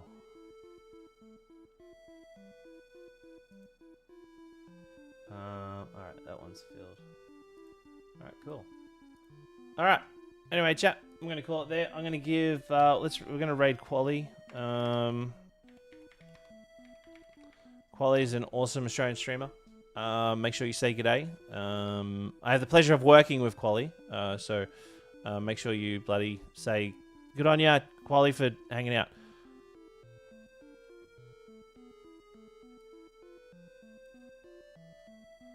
Yeah, I was my mum. Yeah. I sent you your code, didn't I? And Vic says, thanks, my dude. Love heart. All right, hell yeah. All right, everybody. Until then, love you all. Appreciate you all. Thanks for hanging out tonight. Sorry, it has to be Final Fantasy 2 that we're playing. But you know you all love it. All right, I'll talk to you later, guys. Bye.